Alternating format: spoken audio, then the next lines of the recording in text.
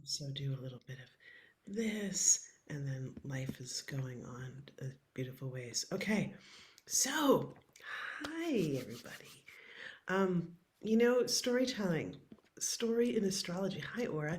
I just want to take a look around the room. I like to start on gallery view just to see if you want to place yourself on video. It's always nice to get to see because some of you guys now have been traveling for a few days together. Aura is like, I mean, she's keeping it down. Tracy, I got to share a big story with you today. That was really fun, along with Deborah. I'm seeing some from the cat. It's beautiful to see some of your faces again, Cece. And and some new faces too. And so this is, what's one of the biggest stories that we could think of, right? Like, like really like the biggest of the big stories, right? It's the story of our skies and the story of how our skies impact our planet. And it's also like and how the story affects your own personal life. When I met Rachel a while back, I mean, seduced would make it sound, awkward and not quite exactly what happened. Enamored. I was enamored by the way that this woman's mind worked and her way of weaving between all these different threads of the esoteric sciences and her love of language, her love of story. And when she started talking about astrology, all of a sudden these things started pinging all in my world where I began to understand my own story even more. And so we started talking and I was like, Rachel, can we do a little collaboration? Can we weave like storytelling and astrology? And she didn't even like skip a beat. I don't think she even took a breath before she was like, yes, yes. And so today she's going to be doing something which is very close to her heart, which is sharing the mythology, the myths of the stars. And so this class is going to be, she is a teacher for School for Sacred Storytelling, and her class is going to be much more interactive, include a lot of writing, like a lot of your own personal exploration. This session with her is not going to be like her class. It's going to be very different, and it's going to be much more of her sharing of the stories that she is so passionate about. So I'm going to hand over the mic and welcome, welcome, welcome, Rachel. Thank you, Leah. So nice to be here. And hello, everybody. Very, very lovely to see all of you here today. I'm very excited. And I appreciate Leah's invitation because I have always enjoyed teaching. It was actually my first impulse when I was a small child, when I was in first grade. My mom asked me, "What do you want to be when you grow up?" And I said, "I wanted to be a teacher." At the time, I thought that that meant I was going to be an English teacher, but my life has taken me in many different directions, and I ended up becoming an astrologer. And so now I teach astrology. But I absolutely love weaving in my favorite poetry and my favorite mythology and my favorite history into the way that I teach astrology, because I want it to be something that's accessible and relevant and beautiful, and something that we can all actually understand at a much deeper level than just, hearing about the zodiac, hearing about the personality traits associated with the zodiac, and leaving it at that. So today I'm going to be sharing my interpretation of the zodiac, which is in fact a grand myth. It's a narrative. And maybe some of you already are aware of that, but maybe not. Maybe you've heard about the 12 signs. Maybe you know what your sun sign is, meaning you know what your zodiac sign is. Just out of curiosity, who here knows what their sun sign is or their zodiac sign? It's the same thing. Okay, fantastic. Good. That's based on the season of the zodiac that the sun was in when you were born. And so today we're going to be focusing on the sun and its journey through the 12 signs of the zodiac.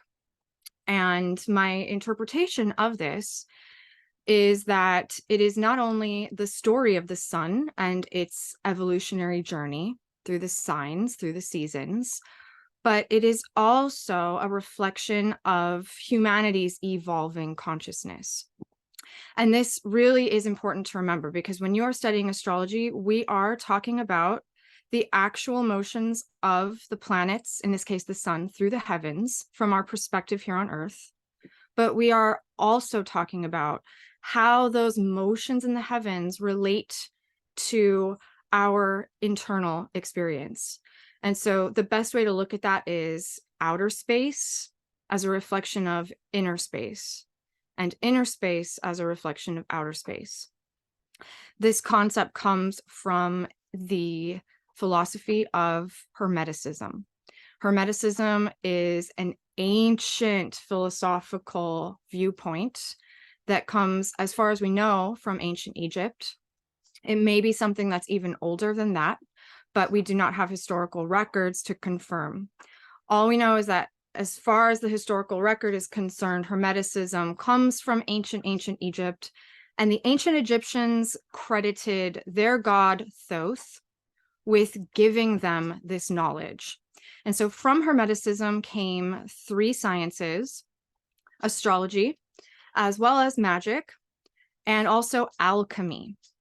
And so the concept of astrology comes from this perspective on nature as being our teacher. And of course, we can all recognize that nature is our teacher. But what's different about Hermeticism versus the science that we are familiar with today is that the Hermeticists insisted that every time you observe something in nature outside of you, you are also able to observe something within you. Something within is reflecting something without, and vice versa. And so when we talk about astrology, we are expanding outward, but we are also expanding inward and recognizing the reflection within our own psyche, our own soul. And I usually teach this in my classes as a very simple phrase, through a very simple phrase that I call the divine child of heaven and earth, which is the identity that I ask my students to establish from the very beginning when they begin an astrological study. The divine child of heaven and earth is not something I made up. The divine child of heaven and earth is a phrase that was taught by the ancient Orphics. Now, the Orphics were a pre-Christian Greek mystery school, the mystery cult of Orpheus. So if you know the story of Orpheus, then you're familiar with their foundational myth. It traces back all the way to the 6th century BC. So we're talking very, very old.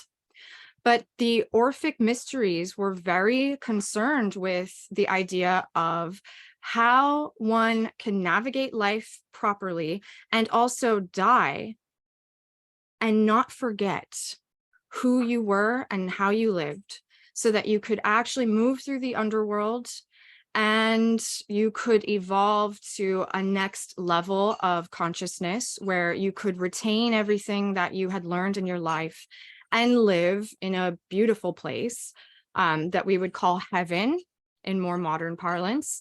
But they called it the land of the Bacchanoi. So a place of elevated consciousness, remembrance rather than forgetfulness, peace, harmony, joy, beauty, etc. And so that phrase, the divine child of heaven and earth, was the key to remembering who you truly, truly are. And so the Orphics told a story, and it's actually inscribed on these funeral tablets, gold funeral tablets that we have found and translated. And those funeral tablets tell the story of what happens when you die. And of course, it's told through myth. And essentially, they would say that a soul who has recently passed over would enter into the underworld and would be very thirsty, parched with thirst. And they would immediately encounter a well. But this is the well of forgetfulness. And so all of the initiates were told, do not drink from that well, no matter how thirsty you are, keep going. And you're supposed to keep traveling through the underworld, plagued by this thirst, until you come to the spring of remembrance. However, they claimed that the spring of remembrance would be guarded by these vicious warriors, or sometimes the three-headed dog, the Cerberus. It depends on which translation. Either way, there's something frightening that is preventing you from crossing to the stream of remembrance for the drink that you need so much. And in order to overcome those obstacles, whatever it may be, You had to say, I am the divine child of heaven and earth. And they claimed that the second you remembered that and you claimed that the guardians would move aside and they would allow you to drink from this stream of remembrance and then move on into the next level of life, which existed beyond this material realm. But I love the phrase divine child of heaven and earth because it's something we need to remember while we are here as well. We are at the center of both earth, which represents the consciousness of matter and the natural world that we know. And also we are made up of heaven, so the celestial sphere. We are both. We are both mixed together. We are born from that marriage of heaven and earth. And of course, it goes back to the concept of Hermeticism, which is that when we are studying the movements of the planets, we are relating to the motions of heaven and how it affects the physical world, how it affects matter. And we are also recognizing that we are reaching up into inner space and we are relating that to our physical life. So heaven and earth symbolizes a lot, and we are all of that. So I just wanted to recognize that before we start going over the zodiac and the myth of the sun, because I am talking about the sun which is in Virgo right now. And I'm also talking about the inner sun, and that is very important. So let's see. I think that we are ready to begin. So I have a slideshow and I'm going to be going over the entire zodiac with all of you, and we're going to be learning a lot about what it means and what the purpose of it is and how it is so important to recognize that the entire zodiac is actually within you. You have all 12 signs within you. However, every one of us was born with the sun in a specific sign. And that's one of the most important things to know. It's the place you want to start when you're studying astrology is, where is my sun sign? And so I'm going to open up my slideshow now and we will discuss further. Okay. Now, can everybody see that? Leah, does it look all right? It looks great. Okay, right on. Okay, so welcome to the Great Myth of the Sun. Introduction to the Zodiac. Now, this is more of a webinar. The class I'm going to be teaching is going to be definitely heavy on the writing. We're going to be talking about our sun and our moon as reflections of our own personal myth. But this is a very lengthy introduction to the zodiac, and so it's going to be a slideshow. Now, when somebody asks you that most basic question, what is your sign? They are talking about your sun sign. So just to get that straight, they're talking about your sun sign. What's your sign? Sun sign. Also, typically, when you read your horoscope, you're reading your horoscope for your sun sign. That's not actually the most precise way to read the horoscope, but that's another discussion for another time. However, the reason why people read their horoscope for their sun sign is because that's what they know. What's your sign? Is your sun sign, where the sun was in the zodiac when you were born. Now, most people know that there are 12 signs of the zodiac, and each of those 12 signs has their own unique qualities, their own unique inclinations, leanings, motivations, etc.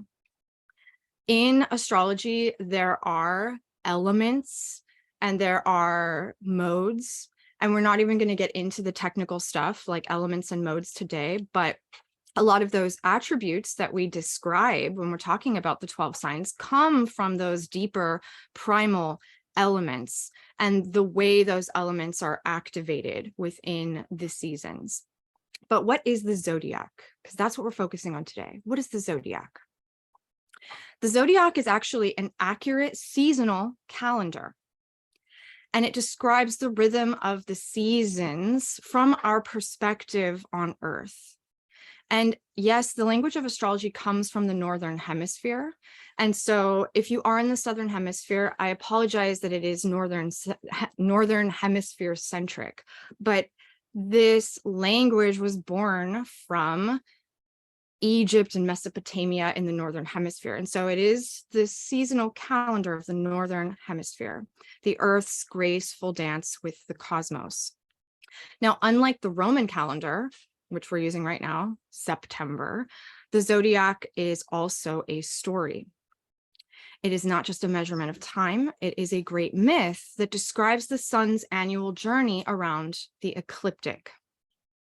Now, what is the ecliptic? Again, from the perspective of an observer here on Earth, the sun's movement is around a celestial sphere.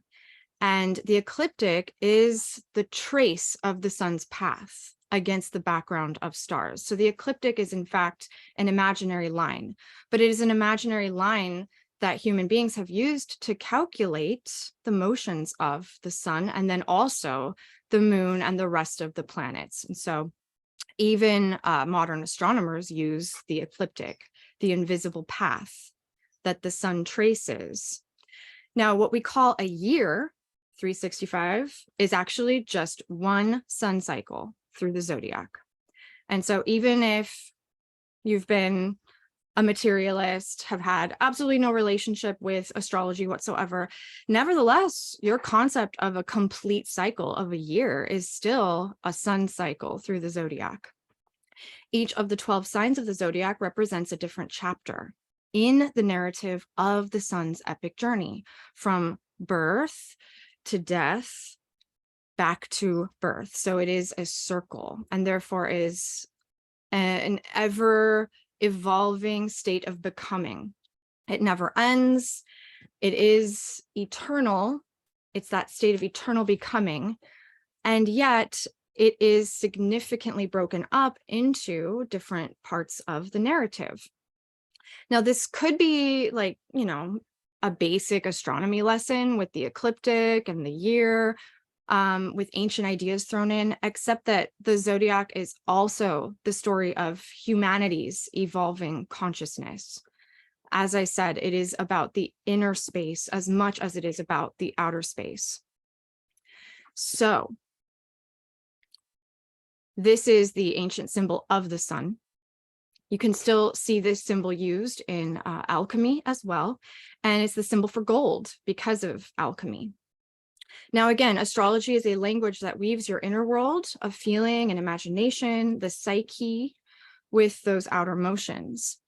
And if that seems like a strange concept to you, just in case, because none of us, or typically none of us, are raised to view things this way. It's not the common experience of our early education.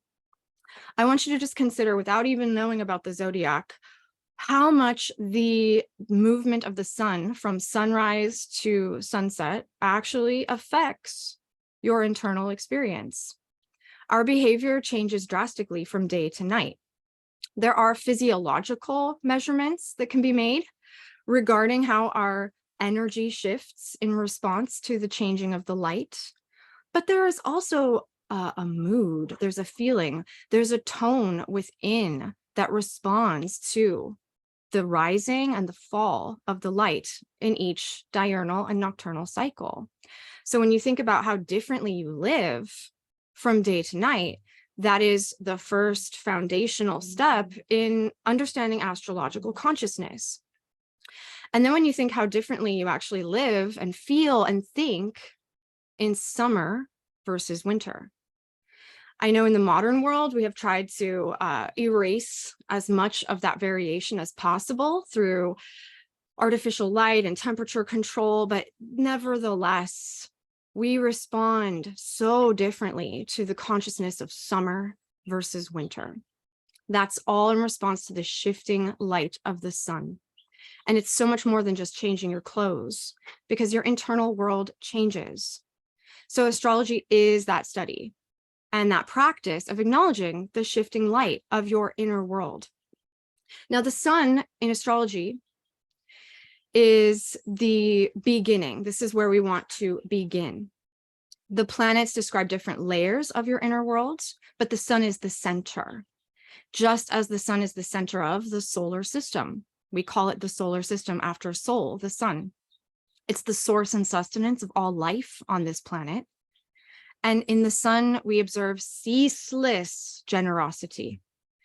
It is the open heart of divinity that is pouring forth and giving and giving and giving new life, new light, new energy, new vibrance. And so again, on this slide, you can see this astrological symbol of the sun. And what it actually depicts is the circle of eternal spirit, which is you, as well as the cosmic sun. And that circle of eternal spirit has a single point in the center. And what that point in the center represents is a seed of divine consciousness. And that is revealed to be at the center of your being, as well as the center of the universe's being. And from this divine center, all of creation emanates. Now, the sun is the origin of all light in the universe. You could call it the heart of heaven. And it's at the center of your own inner space. It's the formation of your core identity. It illuminates your conscious sense of purpose. And that's why it's so important to know, where was the sun when you were born? Because from that center, all other aspects of your being are engendered, are vivified, are nurtured. Now, in outer space, all the planets revolve around the sun. And again, that's why we want to know about our inner sun, because all of the other planets in your natal chart also revolve around that sun. They are all given life and energy by that sun. So this ring of eternal spirit, having neither beginning nor end, is full and complete. And that point in the center of the circle, that seed of divine consciousness, is like a spark of life.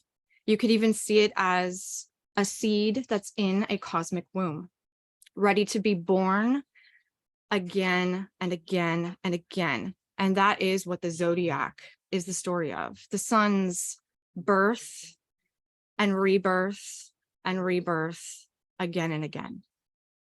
So this is why the sun is so essential.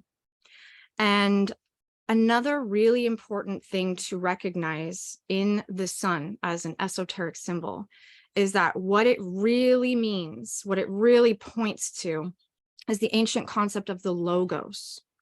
Now, the logos is the Greek term for the divine word, not just the wasteful words that we use to talk, and chit chat, but the divine word that actually brought creation into being. So the logos in ancient Greece was described as a light, as a fire, and it is the creative principle in the universe itself that brings all things from chaos into form. And so when we look at the Zodiac, we're actually seeing a story of the logos itself, the divine word, the creative principle. And that is the consciousness that we're talking about when we describe human beings as aware, awake, creative, divinely ordained to recognize the divine as well as to create ourselves here in this realm. The logos is the principle of the sun. And so, yes, you indeed have that within you. It's not something for some people. It's something that we were all born with. Absolutely. And so when we look at our sun sign, we are also looking at where the logos was in its own story of evolving consciousness when you were born. Each chapter of the logos's evolution is equally important. Remember, it is a circle. Once again, there's no hierarchy here. There's no sun sign that is better than another. There's no sun sign that has more value or importance than another. They each work together ecologically, equally in that circle. And so if you have ever felt like there was something less valuable about your sun sign or another person's, just erase that and open up to the entire story. Because whether you have your sun in Virgo, like I do, or not, there is the entire zodiac within you. Your sun sign is a place of emphasis. It's a place where there's a highlight. That's where the center of your being rests. But still, all these signs are within you. And so you're going to learn about the entire zodiac today. Now, Heraclitus, one of the pre-Socratic ancient Greek philosophers, described the origins of creation as it all begins with fire. And he wasn't talking about elemental fire that we create with sparks. He was talking about the logos. But of course, we also know that astronomically speaking, the sun is it's a ball of burning gas that's in a state of constant motion. So the fire of the sun reflects the fire of the logos within. And that primal connection to fire was observed in the ancient world. Heraclitus of Ephesus described the underlying governance of nature as an ever-living fire. Once again, eternal, the circle, whose incessant transformations are at the heart of the cycle of life and death. It's fire that turns the wheels within wheels, all the wheels that we know, all the cycles of life and death. And in Heraclitus's view, fire was the omnipresent dance of life in nature. And again, the dancing light of intelligence, consciousness within humanity. And that dancing light, the divine spark, as it is also known, is the logos. Now, in the Gospel of John, if any of you were raised Christian, you will know this. The Gospel of John begins, in the beginning was the Word with a capital W, or the logos, as it says right there in Greek. In the beginning was the logos. That's the prologue of John's Gospel. Logos is divine word of creation, the divine mind of the cosmos. Logos is the inward thought and outward speech of the divine, and it's light within all beings. So your sun sign is the essence of that light within you. It's the light that you were born to shine. And it begins with Aries. Now, the season of Aries represents the rebirth of the sun at the spring equinox. Winter is over at a specific mathematical point, and that's what we call the spring equinox and the season of Aries. The rebirth of life itself begins, and that ignites the divine spark or the light of the logos within.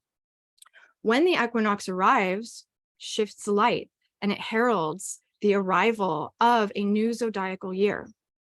The sun's supremacy in the heavens is reborn. Why? Because after the equinox, every day the light is growing stronger and the days are growing longer. So the sun is very powerful in Aries as a result.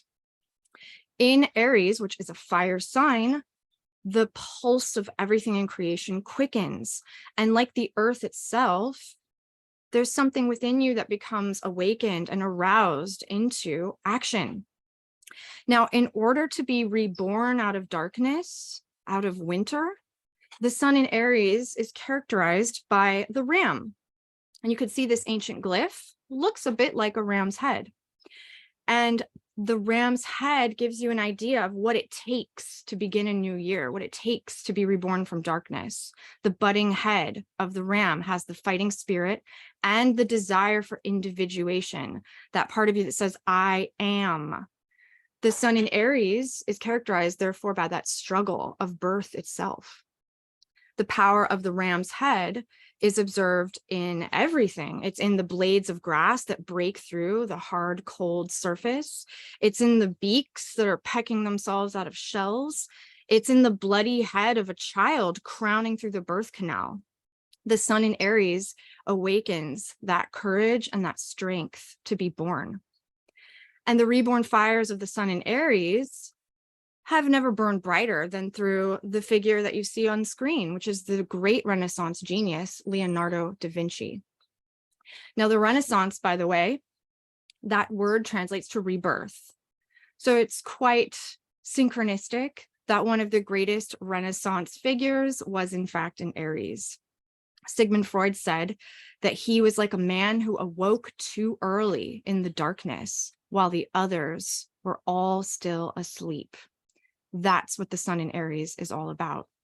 Now, Da Vinci had very humble origins. He was born an illegitimate child on April 15th, 1452. We don't know a lot about his childhood because he wasn't noble. But by the age of 14, he began a very serious apprenticeship in the arts.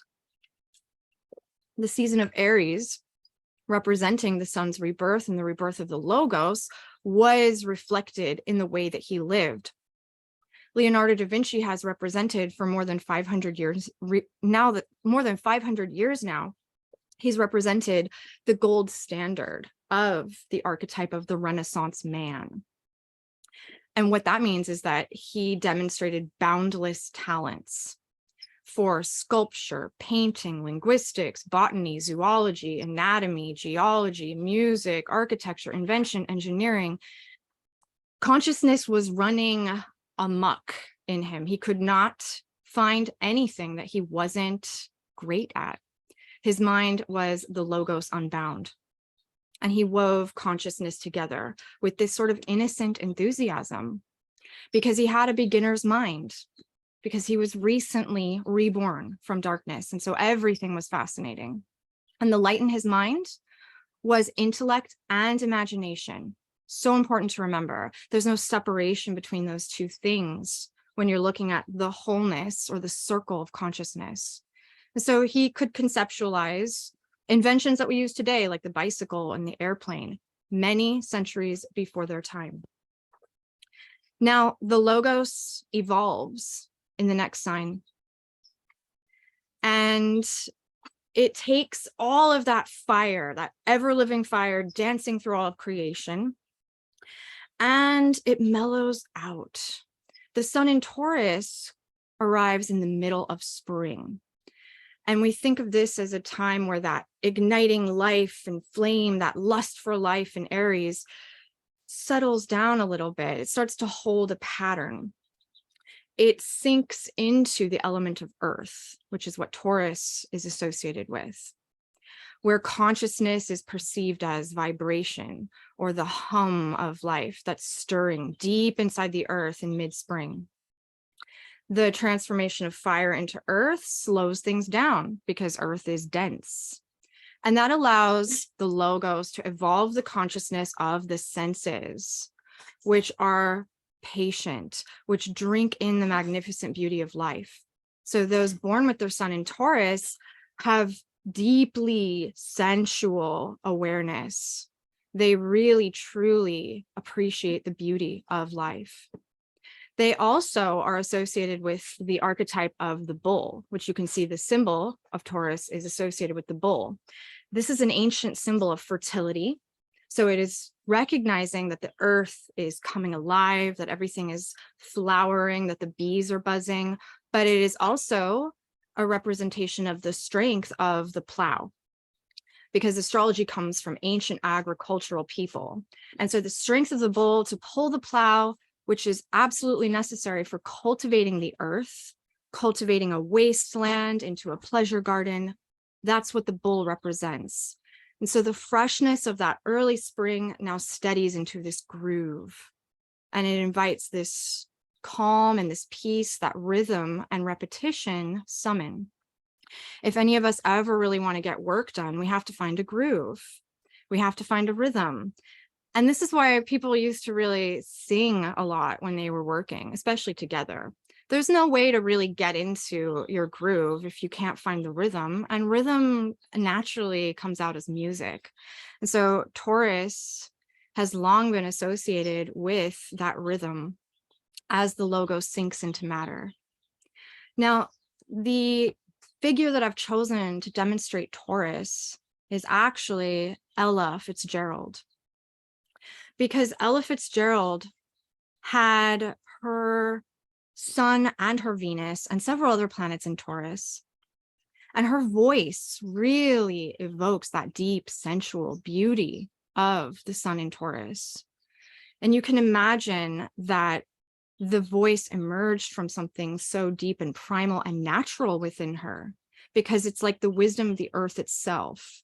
It's receptive, it's flourishing, It's combining fire, water, and earth. That is what earth represents. It's the three elements combined. As a great singer, she unleashed her heart in her voice. And she said about her voice, everybody wants to know about my style and how it came about. It's no big secret. It's just the way I feel. That is exactly the wisdom of Taurus. They just feel things out. And so the wisdom of the body itself is what the logos awakens in Taurus. And that's something to really recognize as powerful, because how much of our body do we actually understand intellectually? Very little. So much of the body we barely even understand. And yet here we are, alive and awake and capable of sensing and feeling and knowing things so deeply through the senses themselves. So the five senses awaken in Taurus. But the logos continues to evolve. And in the next sign, we come to Gemini. So just as Taurus awakened the flowers of the earth and the wisdom of the body, Gemini is associated with the awakening and the flowering of thoughts and ideas. Thoughts and ideas are associated with the element of air. And so when the sun moves into the air sign of Gemini, that divine spark of the logos, born in the fires of Aries, now takes flight. It's late spring in Gemini, and the sun is climbing higher and higher every day. And what that represents, with the sun growing brighter and hotter and climbing higher every day, is the expansion of the light of mind, the expansion of your view, the scope of your imagination. Your appetite for knowledge increases in Gemini. And the sun in Gemini stirs these breezes of curiosity. So what curiosity does is it pollinates our mind with new information, new ideas, new facts. We start to ask questions. We start to combine different elements to create new ideas for mixtures, for things that we could relate, for things that we can correlate. And so that is the capacity of mind evolving. Now, the sign is symbolized by the twins, and you could see it's the Roman numeral 2, twins. That symbolizes the nature of mind itself. Now, physically, you can see that in the dual hemispheres of the mind. Our brain is split into twins. Information processing on our computer takes place through binary code, ones and zeros. So what this is the nature of mind and information processing. But the twins also reminds us of our double life as human and divine, children of heaven and earth, an immortal spirit, the circle of eternity in this finite material world. And so this material world operates through the tension of opposites at every level. That manifests as light and shadow, good and evil. And the wisdom of Gemini seeks to understand both sides of every equation and create cooperation between those binaries. That law of polarity within your mind, it can create a lot of war and tension. But the wisdom of Gemini, the logos operating through this polarity, is intended more to create a battery, a positive and negative pole that work together to create power, like electromagnetism, two opposite ends of polarity that become one to create power. Now, this reveals that unity is always hidden, even beneath duality. There's that wholeness, there's that holiness within the world of opposites. And ancient Hermeticists, of course, they perceived that primal unity as the logos itself, that seed of divine light at the center of eternity. So even in the darkest of times, that light of the logos inspires flashes of understanding, gnosis, along with that great longing in your heart to wake up to what's beyond this material world. And that's the human and divine polarity.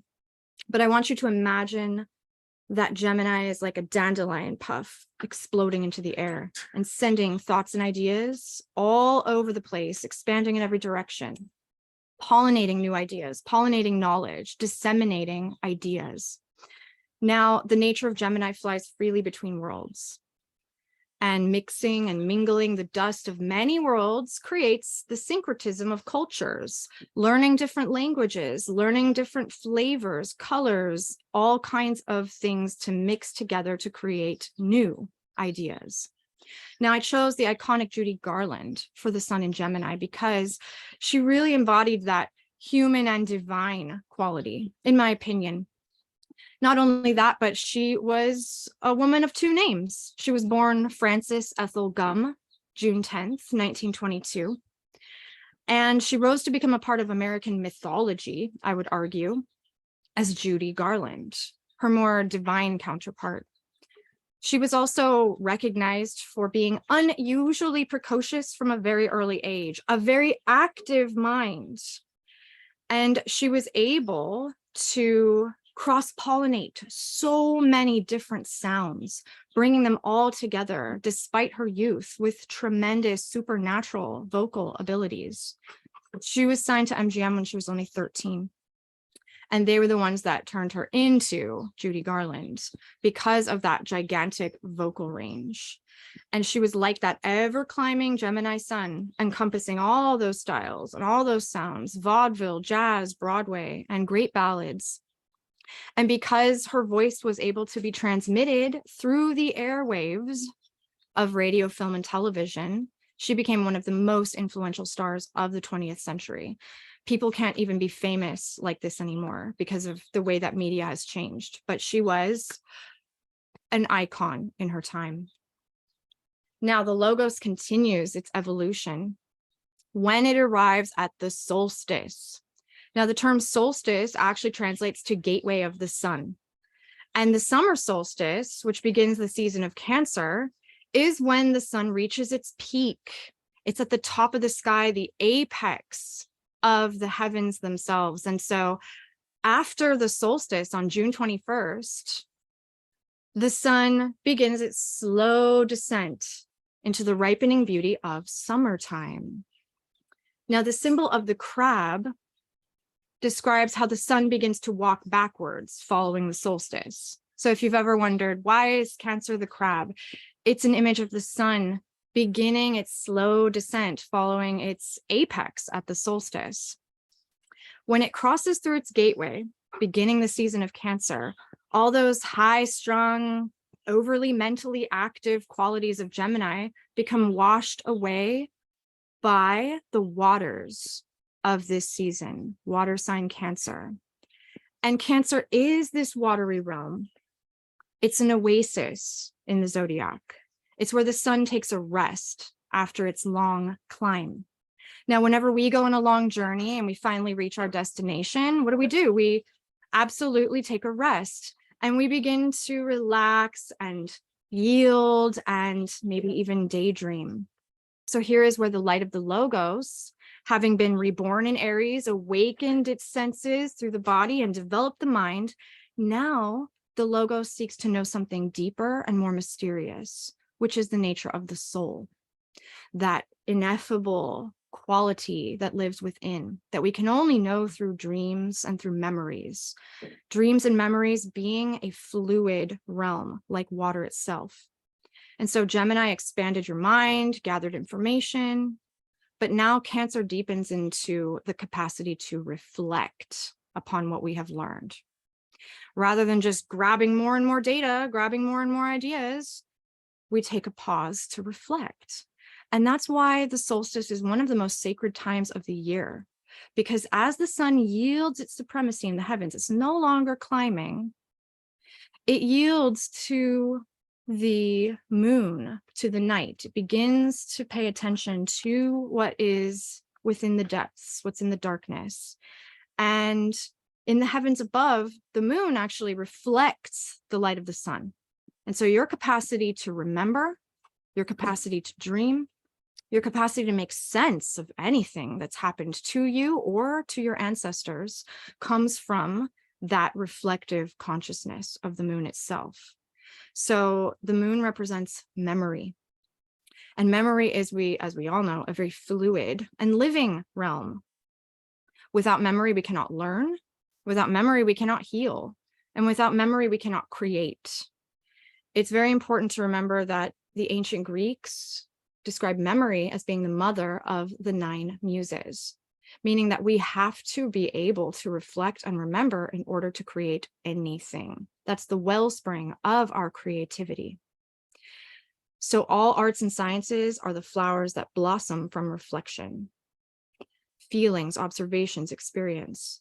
And no art form reflects that true essence of memory quite like film. We never really had an artistic medium that could reflect perfectly our internal fluid realm of memory and imagination until we had film. We call it the silver screen, or at least we used to, another reference to the moon. And it's quite synchronistic that the very first photographs were actually developed using silver nitrate. Silver nitrate's scientific name was lunar caustic, because alchemists always associated silver, reflective, with the moon. So silver caustic developed the first photographs, causing paper to react to light, etching a lifelike impression. And the art of photography was born from memory, capturing moments in time before they were lost to eternity. And as photography evolved into film, that lunar realm of dreams was replicated for the very first time. And so I've chosen as my example of Cancer, Jean Cocteau, the surrealist filmmaker from France. He was born with many planets in Cancer, certainly his sun, but also Mars, Chiron, North Node.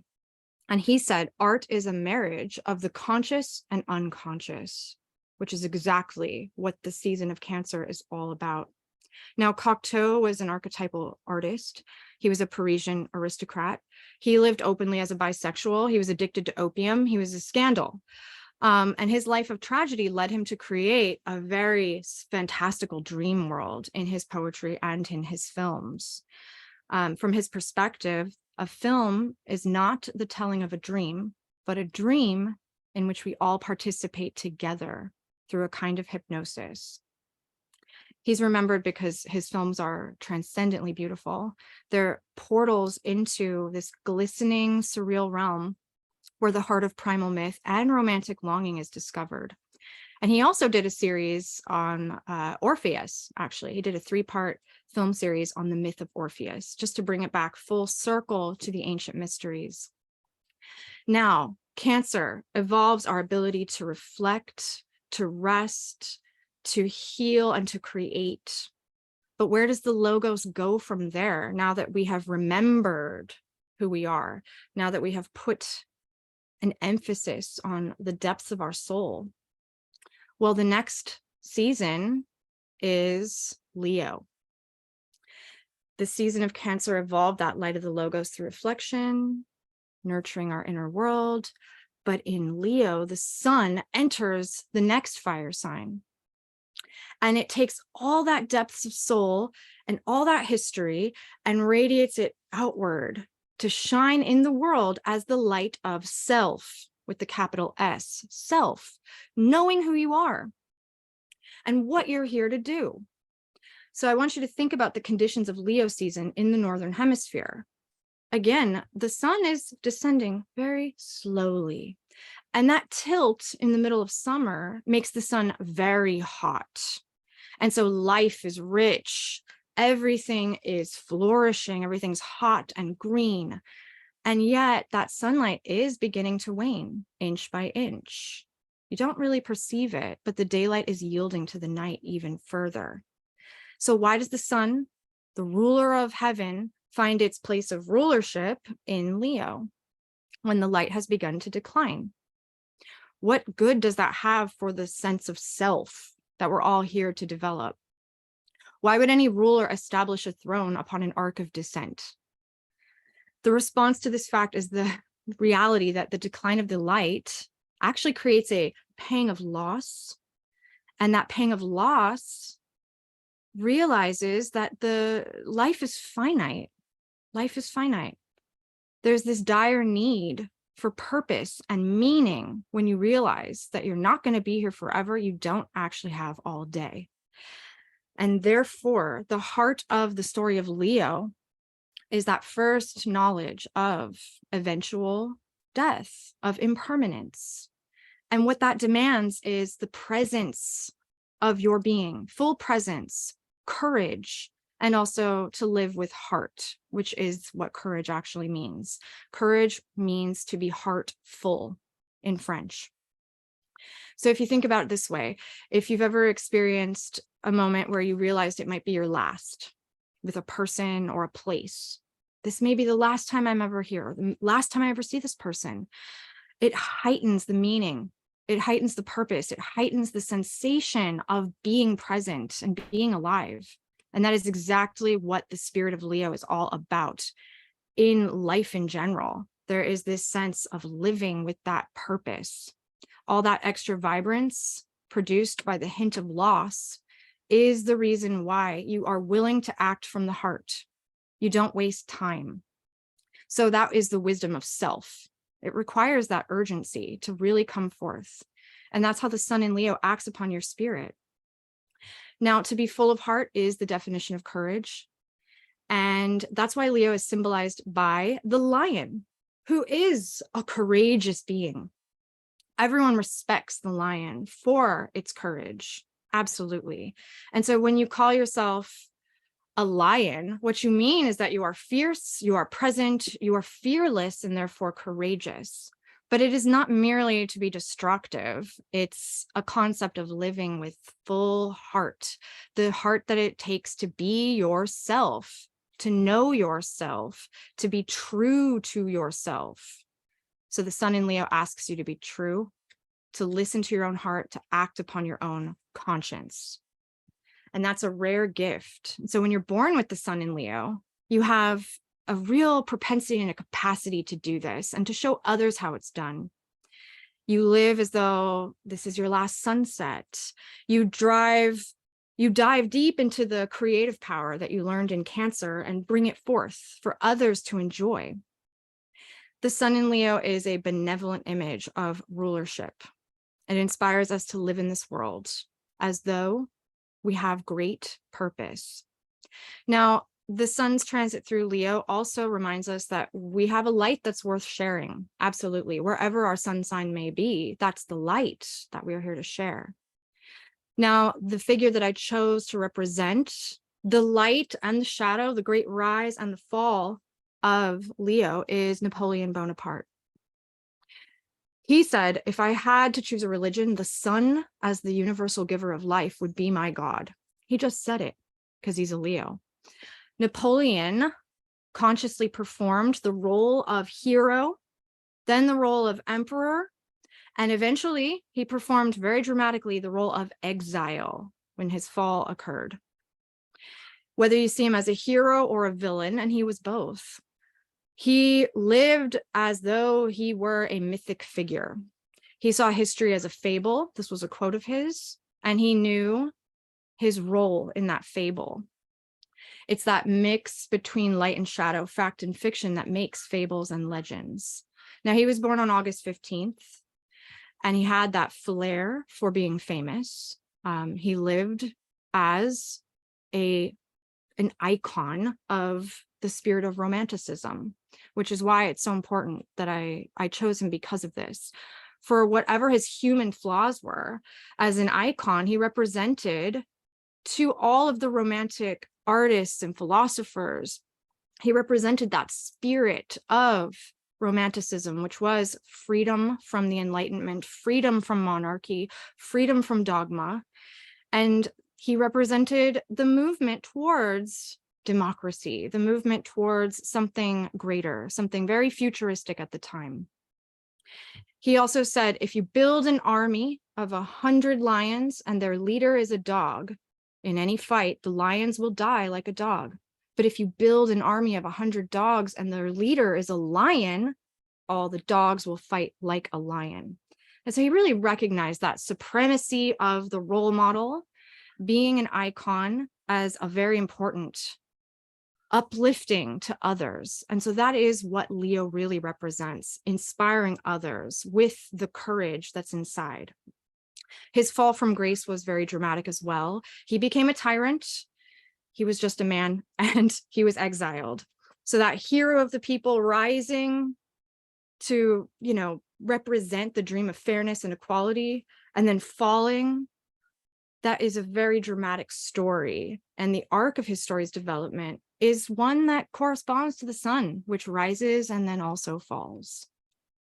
So after this sense of self, this courage to live with heart, meaning, and purpose, and to recognize that you can inspire others to rise yourself when you embody the spirit of Leo, what comes next is the season that we're in right now, which is the final stage of summer. And this is represented by Virgo, the Virgin. So that blazing light of self settles down,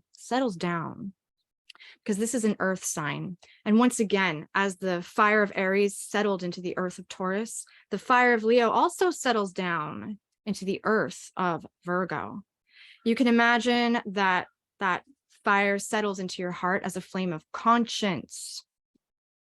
So Napoleon maybe lacked some of this conscience, which is why he had such a dramatic fall. But the sun in the heavens above is on its throne in Leo, but it makes a noble sacrifice. It yields the power of its throne in midsummer to become the humble servant of the earth. And what is the humble servant of the earth doing? The Logos is expanding consciousness beyond the self to be of service to something greater. And this is the season of the sun's greatest labor and greatest service. For the end of summer is when the light is rapidly waning and the sun uses its power very wisely with its limited time left to bring forth the harvest, which represents in the ancient agricultural world the actual survival of life, certainly humanity.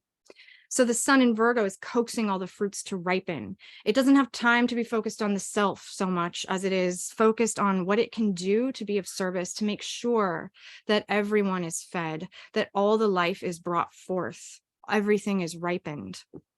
But the mood of Virgo is somewhat melancholy because the end of summer has that sadness in it. The sun is about to fall, and it knows that. It's lived this story eternally. And so every harvest that begins in late summer eventually evolves into the sun's fall, which is why we call the season of autumn the fall. So there is this melancholic quality. Now, Virgo is the Latin name for virgin. And in the ancient definition, a virgin was not a sexually naive child. A virgin was a priestess who embodied the wisdom of the earth. Virgins were whole unto themselves, meaning they did not need to get married and they didn't live by anybody else's time. They lived in accordance with the language of nature and the divine order of creation. And they are there to have spirit entwining with matter, to recognize the way that they braid together. So they were the priestesses of divine order, and they were messengers of uncorrupted wisdom. This is very important because the harvest itself, just as a grand metaphor, requires a tremendous amount of intelligence.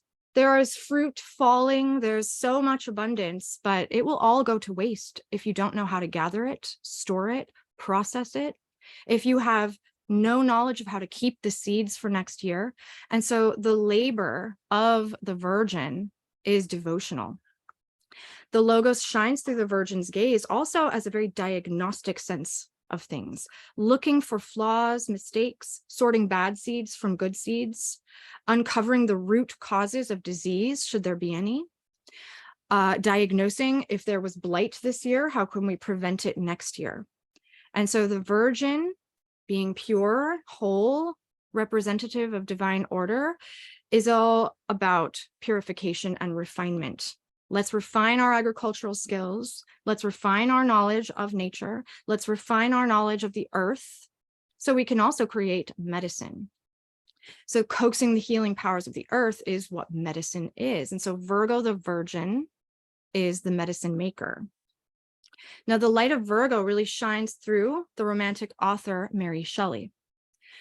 She wrote Frankenstein when she was only 19 years old, mind you. And this is a very deeply Virgoan text because she used her diagnostic gaze and her deep understanding of nature itself, divine order, and the earth to provide us with a great warning about the devastation that could be caused when mad scientists have nothing but disrespect for nature, when they commit unholy acts against nature just to satisfy their own ego. And so this novel becomes more and more relevant each passing year, because she basically foresaw what science was going to become when it was divorced from this knowledge of spirit. And therefore, it's quite prophetic. And she tried to warn us about the lack of regard for the sanctity of Earth. And she must have seen that it was going to become commonplace. If we had heeded her warnings, we'd be living in a much greater harmony with the Earth and with divine order itself, the intertwining of spirit and matter. And so that is what the season of Virgo, the Virgin, is all about. But we reach the equinox, where the logos evolves once again, and the sun falls into the next season. The equinox heralds the arrival of Libra, the scales. Now, the scales actually show us an image of the equinox, the moment where the sun and the night, I should say the day and the night, are perfectly equal, just for a moment. And then following that equinox, the night begins to overtake the sun's fall. The foreshadowing of death is balanced by a great appreciation for life, because this is still harvest season. When the sun moves into Libra, that hermetically sealed self-sufficiency of Virgo evolves into a desire for friendship, for collaboration, for reciprocity. And that is because the sun is no longer the supreme ruler of the heavens. The sun is actually less than the night. And so this gives us the consciousness of putting ourselves to the side and yielding to the mystery of another person. So the sun yields to the mystery of the night, which is more powerful than itself. And we too learn how to do the same with others. Perhaps someone else's story is more interesting than ours. Perhaps someone else's needs are more important than our own. And so Libra is where we come into harmony with others and try to balance on those scales. And we learn to deepen the bonds of love and reciprocity and fairness. Another very important quality of the harvest, when it's time to distribute what has been gathered and processed and stored, shouldn't it be fair? Shouldn't everybody be well taken care of for the approaching winter? Absolutely. And that is what Libra consciousness recognizes. This is a season when good conversations and good rapport are the most valuable quality that you can possess. Now, those born under the sign of Libra often are renowned for their social grace and their charm, because they're quick to find the light in others, not so interested in their own light, interested in the light in others. They can usually manage to relate to anybody as a result. That doesn't mean that it's easy for them all the time. They certainly have their need for quiet moments, but they are natural social people. The interior world of Libra is a mythic realm of sorrow and beauty, because the sun has yielded to the night. There is that sorrow. The great myth of the sun reveals Libra to be the threshold to the underworld itself. The sun does die, and it does not end the story, which is very good news. But here we are at the threshold of the sun's death, which comes next in Scorpio season. And so at this threshold to the underworld, we can recall a very significant myth from the Egyptian Book of the Dead. The Egyptian Book of the Dead describes how a soul who has recently crossed over must be judged to determine where it is they will belong in the afterlife. So the threshold of the underworld. And this threshold was judged, or I should say governed, by a goddess named Mot. Mot resided in a place called the Hall of Truth, and she held scales, like the Libra scales, that represented truth and balance, order and harmony, law, morality, and justice. All these divine laws that we know exist, but do not really create our own worldly laws to reflect anymore. Before crossing over into the afterlife, the souls of the dead were judged by Mot, who weighed their hearts. Again, that heart that was expanded in Leo, that heart is weighed upon her scale and balanced against the lightness of a feather. Now, Libra is an air sign, and the lightness of a feather reminds us of that, because a heart as light as a feather was welcomed into eternity. But those with heavy hearts, burdened by resentments, guilt, hatred, those were said to be torn to shreds by the hounds of hell. Now, I'm not saying that we have to believe this. I am just saying that this is what the Egyptians taught as a demonstration of how to live, because the judgment of Mot makes it clear that there's no justification for entering into the afterlife with a heart that's heavy with bitterness and regret. The lightness of heart is therefore the work of Libra. That's the secret wisdom of Libra, which is let go of your resentment, get along with people, find a way to connect and create harmony. And how do we do that? We tend to bring people together rather than separating them through beauty and art, through parties, through things that people can enjoy together. One thing that I really love about, music is that no matter how many social divisions are being artificially engineered in our world, when you go to appreciate music, you're there together with everybody, and all of those boundaries are dissolved. That is the wisdom of Libra, finding ways to bring people together. Now, an historical Libra who really embodied this grace and charm, and also the wonderful connection to art and beauty, was Oscar Wilde. October 16th, he had his sun and Venus in Libra. His heart was very light, but it's not because he never experienced great sorrow. And that's the thing that's so important about his story. We know that he was brilliant. We know he was funny. We know he was witty, but he had a very well-rounded experience of life that included being thrown into prison for being a homosexual. Now, I don't want everybody to feel sorry for him, because he really took it like a man. He understood that when this happened, that he was a political prisoner, and that it was his duty as a great writer to do some deep soul searching and some of his greatest writing while he was in prison. And so while he was in prison, he wrote an essay called De Profundis, which I highly recommend.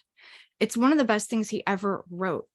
And he reflected while he was in prison that his life up to this point had been very frivolous, that he had ignored the dark side of life, that he had pushed it away, that he had even been cruel and unfair to people who had had hard lives.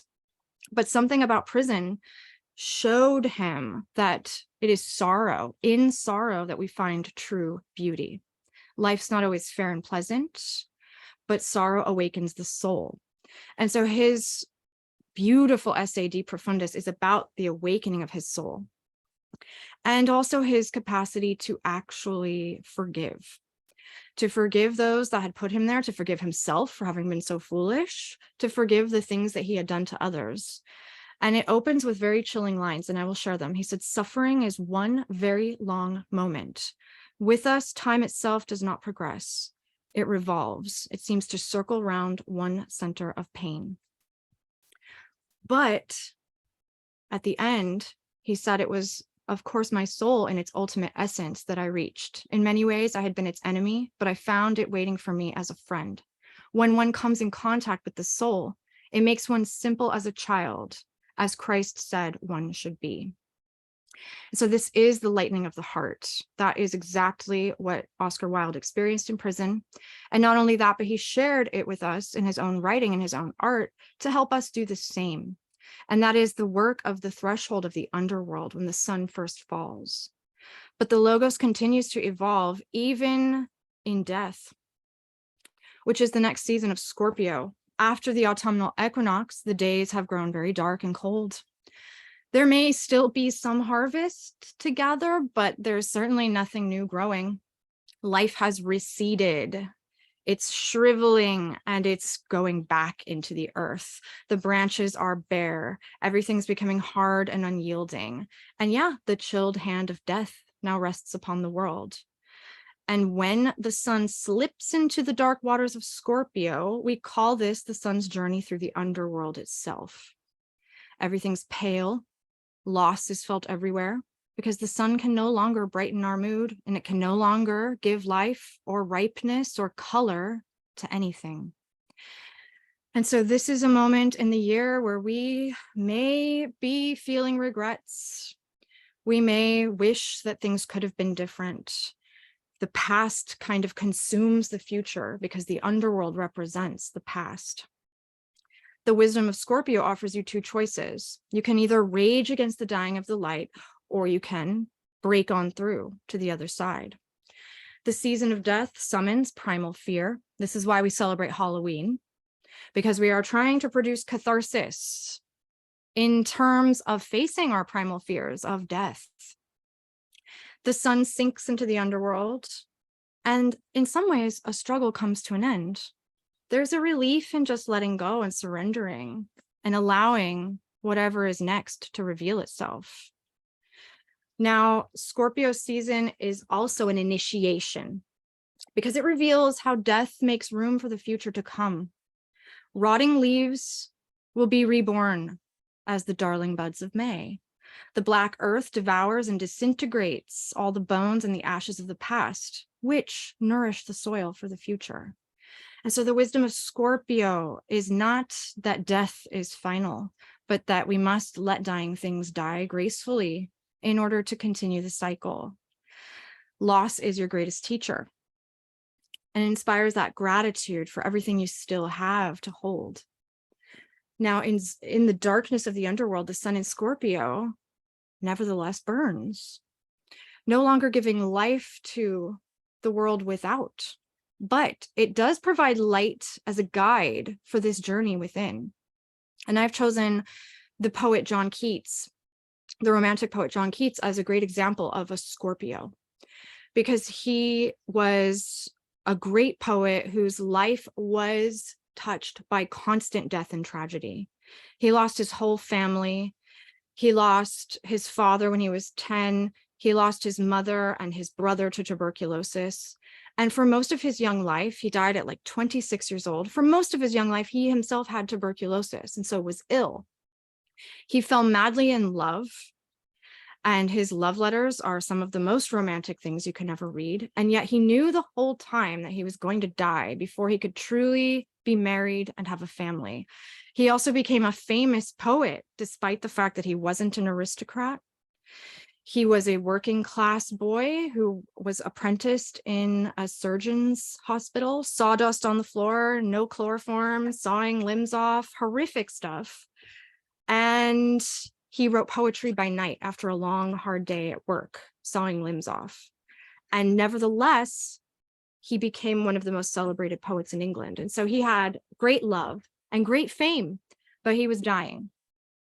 And so he had to really, truly learn how to let go of every attachment that he had, which as a young man, imagine needing to let go of the promise of fame, literary success, and love. He faced death, and he allowed the fear and the pain to drive his creative process. And so at night, when he was writing poetry, he reflected on all of this pain. And for us, he provided us with his underworld journey, all of the physical pain, and also, more importantly, the psychological pain of letting things go, surrendering to loss. And he said, I can scarcely express what I but dimly perceive, and yet I think I perceive it. There may be intelligences or sparks of the divinity in millions, but they are not souls till they acquire identities, till each one is personally itself. And so his experience of looking straight into the abyss was that it is in fact pain and loss that creates your soul.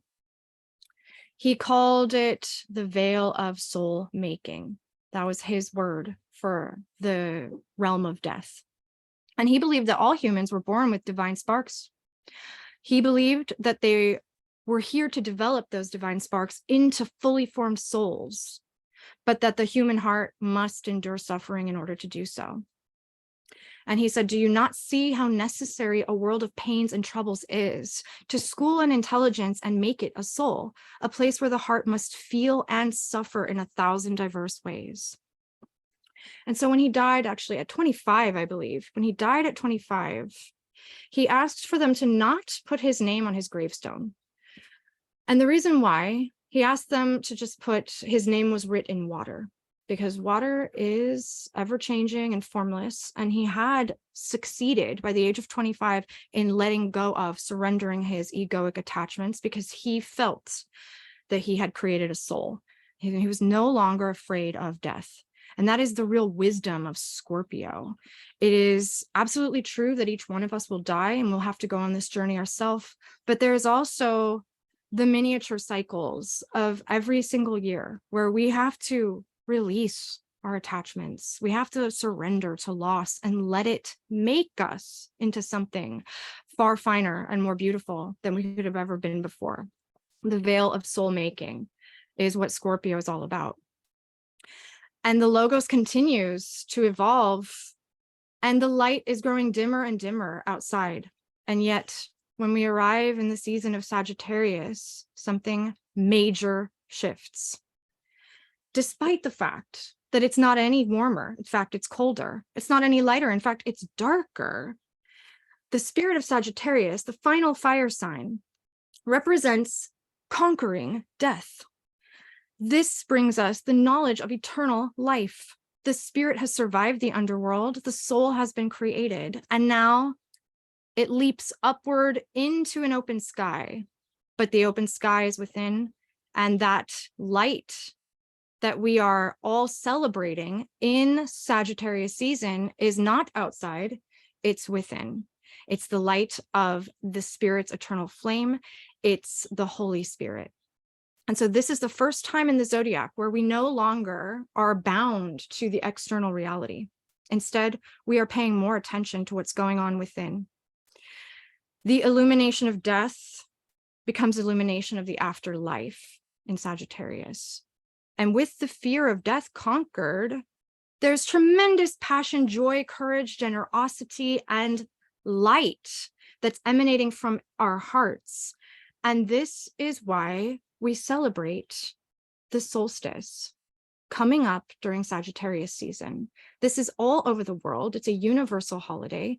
We know it well in Christmas, absolutely. There is also Hanukkah, and there are many other seasons of light that we begin to celebrate during the holiday season, which is what Sagittarius is. And we are lit up, not by the sun, but by the Holy Spirit, that radiant glow that opens your hearts towards benevolence and generosity and is now fearless. No fear of loss, no fear of death. The fires of Sagittarius are where the mind and the heart merge together to create something that we call faith. Faith gives us power amidst a time where there is no external sign of progression, no external sign of the answer, no external reality that we can count on. And yet the season of Sagittarius gives us something we call faith. The Sagittarian spirit ignites the quest for knowledge, and it pushes human consciousness to expand beyond this world, beyond the limitations of matter, beyond our finite life. The centaur, which is the symbol of Sagittarius, you can't see the centaur here, but the centaur is holding an arrow and pointing it up to the sky. And that's what you see here is the arrow. The father of the Renaissance, Marsilio Ficino, said the human soul was the force that held intellect and body together, binding them in a painful but glorious evolution. That's very much like the centaur itself. It's the human evolution bound together, the animal and the human and the desire for the divine, all bound together. The arrow represents the desire to know more, to expand beyond the limits of known reality, to speak to God. That's what Sagittarius is all about. And so when we look at the spirit of Sagittarius, we are actually seeing what it takes in order to get through the darkest part of the year. We are waiting for the solstice at winter, representing the moment when the sun begins its climb once again, very slowly, but nevertheless, the sun is reborn at the next solstice. And so to get through this darkest part where the sun is descending and descending and descending, it requires a tremendous amount of spirit and faith. Now, a great example of Sagittarius is William Blake. Again, a romantic poet, a spirit that is so infectious. William Blake, who was an artist and also a prophet and also a philosopher. Archetypes associated with Sagittarius because philosophers and prophets speak to the mysteries. They ask big questions. They're in communion with a larger scope of reality. Now, Sagittarius, William Blake, is an ideal role model for spiritual honesty, as well as political insurrection and theological innovation. He certainly raged against the machine of industrialism, empirical science, dogmatic materialism, and also the dogmatism of the church. In his writings, he attacked all the figureheads of authoritarianism, including King George, which was a crime at the time, by the way. It's not just something he tweeted. It was a crime. King George, John Locke, as well as Isaac Newton. In the late 18th century, Newtonian science described the sun as a burning stone floating millions of miles away in empty space. I think we're still taught that to this day. A burning stone, millions of miles away, empty space. William Blake said, "Nonsense, I know what the sun is. It's a choir of angels singing, 'Glory, glory, glory to the Lord God, hallelujah.'" That was his poetic sense of reality. And the spirit of Sagittarius also knows that just as the universe is expanding, so too must you.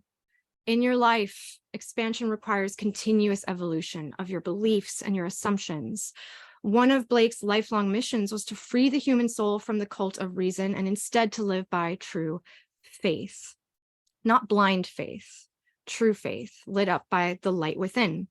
He published original poems, philosophies, theologies as illuminated manuscripts. So many of you are probably familiar with his art. And they're still very effective because they captivate modern readers' cinematic imagination. He said, "As all men are alike, though infinitely various, so all religions and are as similar, have one source. The true man is the source, he being the poetic genius. The poetic genius is the true man, and that the body or outward form of man is derived from the poetic genius. Likewise, that the forms of all things are derived from their genius, which by the ancients was called an angel and spirit." He defined the poetic genius as the source of all prophecy, art, and imagination. And so he represents that spirit that's kept alive while the sun grows darker and darker and the world gets colder and colder, the holiday spirit, the Holy Spirit. But the Logos evolves at the solstice, which is everything that Sagittarius was waiting for. And this is the season of Capricorn. Now, Sagittarius is an exhausting journey, those final days of darkness. But on December 21st, the solstice arrives.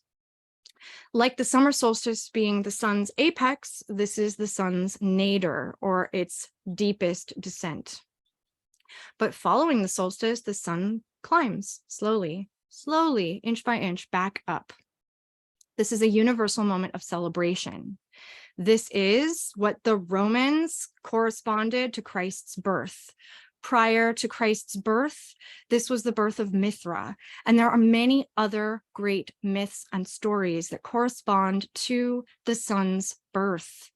Now, the sun being so low, so low in the sky represented the sun kissing the earth itself. So Christ's birth on earth, the sun kissing the earth. Now this begins the season of Capricorn, which is a sea goat. You can't tell what this is. A sea goat is an image of nature itself evolving any attribute necessary in order to survive and to thrive and to climb. So if there's a flood, the fish will swim. If there's a mountain, the goat will climb. That's the evolutionary tenacity that the sun must have in order to climb back up to the summer solstice.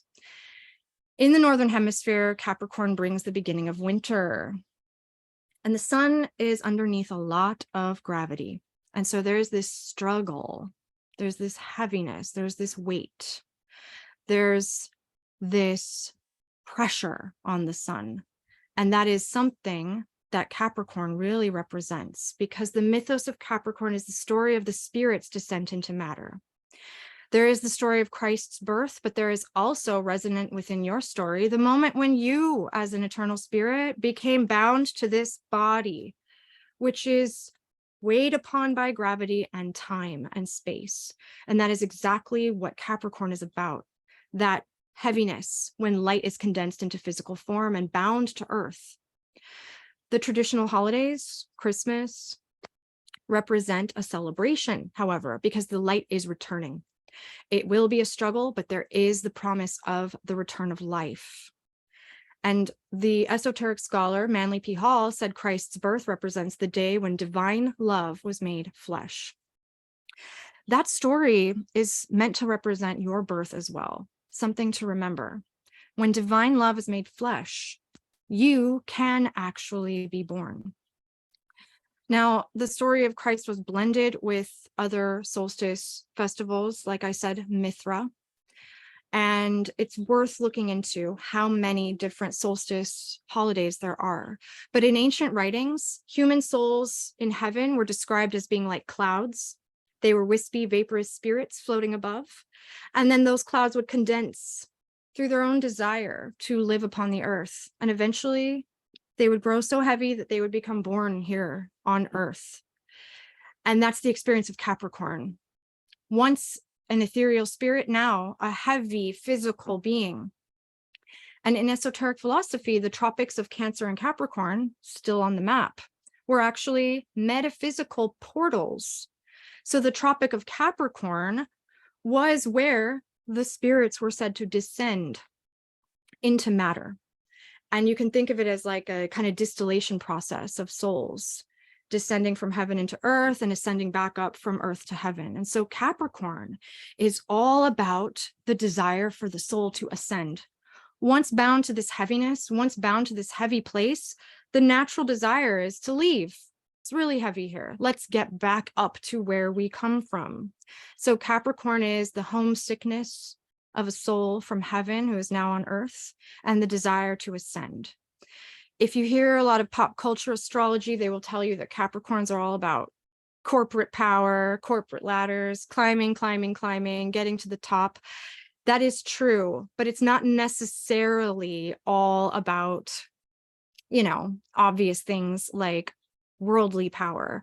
But Capricorns do have a tremendous amount of grit, and they have a tremendous amount of evolutionary strength to overcome the great challenges of this life. And it is because of that ancient understanding that a soul who wakes up underneath the weight of matter is going to naturally look up.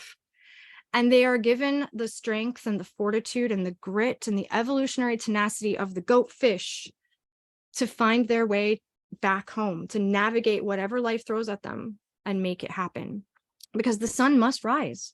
If the sun does not rise, everything perishes. So Capricorn honors the hard work of every soul that is incarnated on earth, heavy descent into matter and onward into matter's ascent into spirit. And struggle becomes strength. So I chose Edgar Allan Poe as our great Capricorn. He's one of the greatest American writers, no doubt about it. He was the first American writer that was ever given the time of day in Europe. And that's because he was so amazing. Charles Baudelaire made his fortune, well, not a fortune, he made a very small living translating Edgar Allan Poe into French. He never made a dime from his own writing, but Edgar Allan Poe was so popular that Baudelaire could actually make a living translating his work. He was a prolific writer. Nobody worked harder than him. He was not an aristocrat. He had many jobs. He ran a magazine. He edited it. He wrote for it. He was also a literary critic. And he wrote his own poems and short stories on the side. He had an indomitable work ethic, and he was driven by genius talent, as well as tremendous financial struggle. So talk about pressure. He barely slept. His life was never easy. He created a new voice in American literature underneath all of that pressure. He was known for his biting and acerbic wit, and he had a tremendous dark imagination, a lot of melancholic moods, and These were fueled by the tragedies in his life, losing his mother, losing his wife, and many friends. His writing was not just to horrify and titillate, he also wrote plenty of philosophical depth. He had a very dry sense of humor as well. But his most famous story, maybe one of his most famous stories, The Pit and the Pendulum, which kids still read, I hope, in school today, really captures the essence of the soul's descent into the nadir. There's this brutal agony, a man at the bottom of a pit in the darkness, like the sun at the nadir. A man waking up to realize he's in the worst possible conditions, like a soul realizing that they are now bound to the heaviness of matter, space, and time. And The Pit and the Pendulum begins with the phrases, I was sick, sick unto death with that long agony.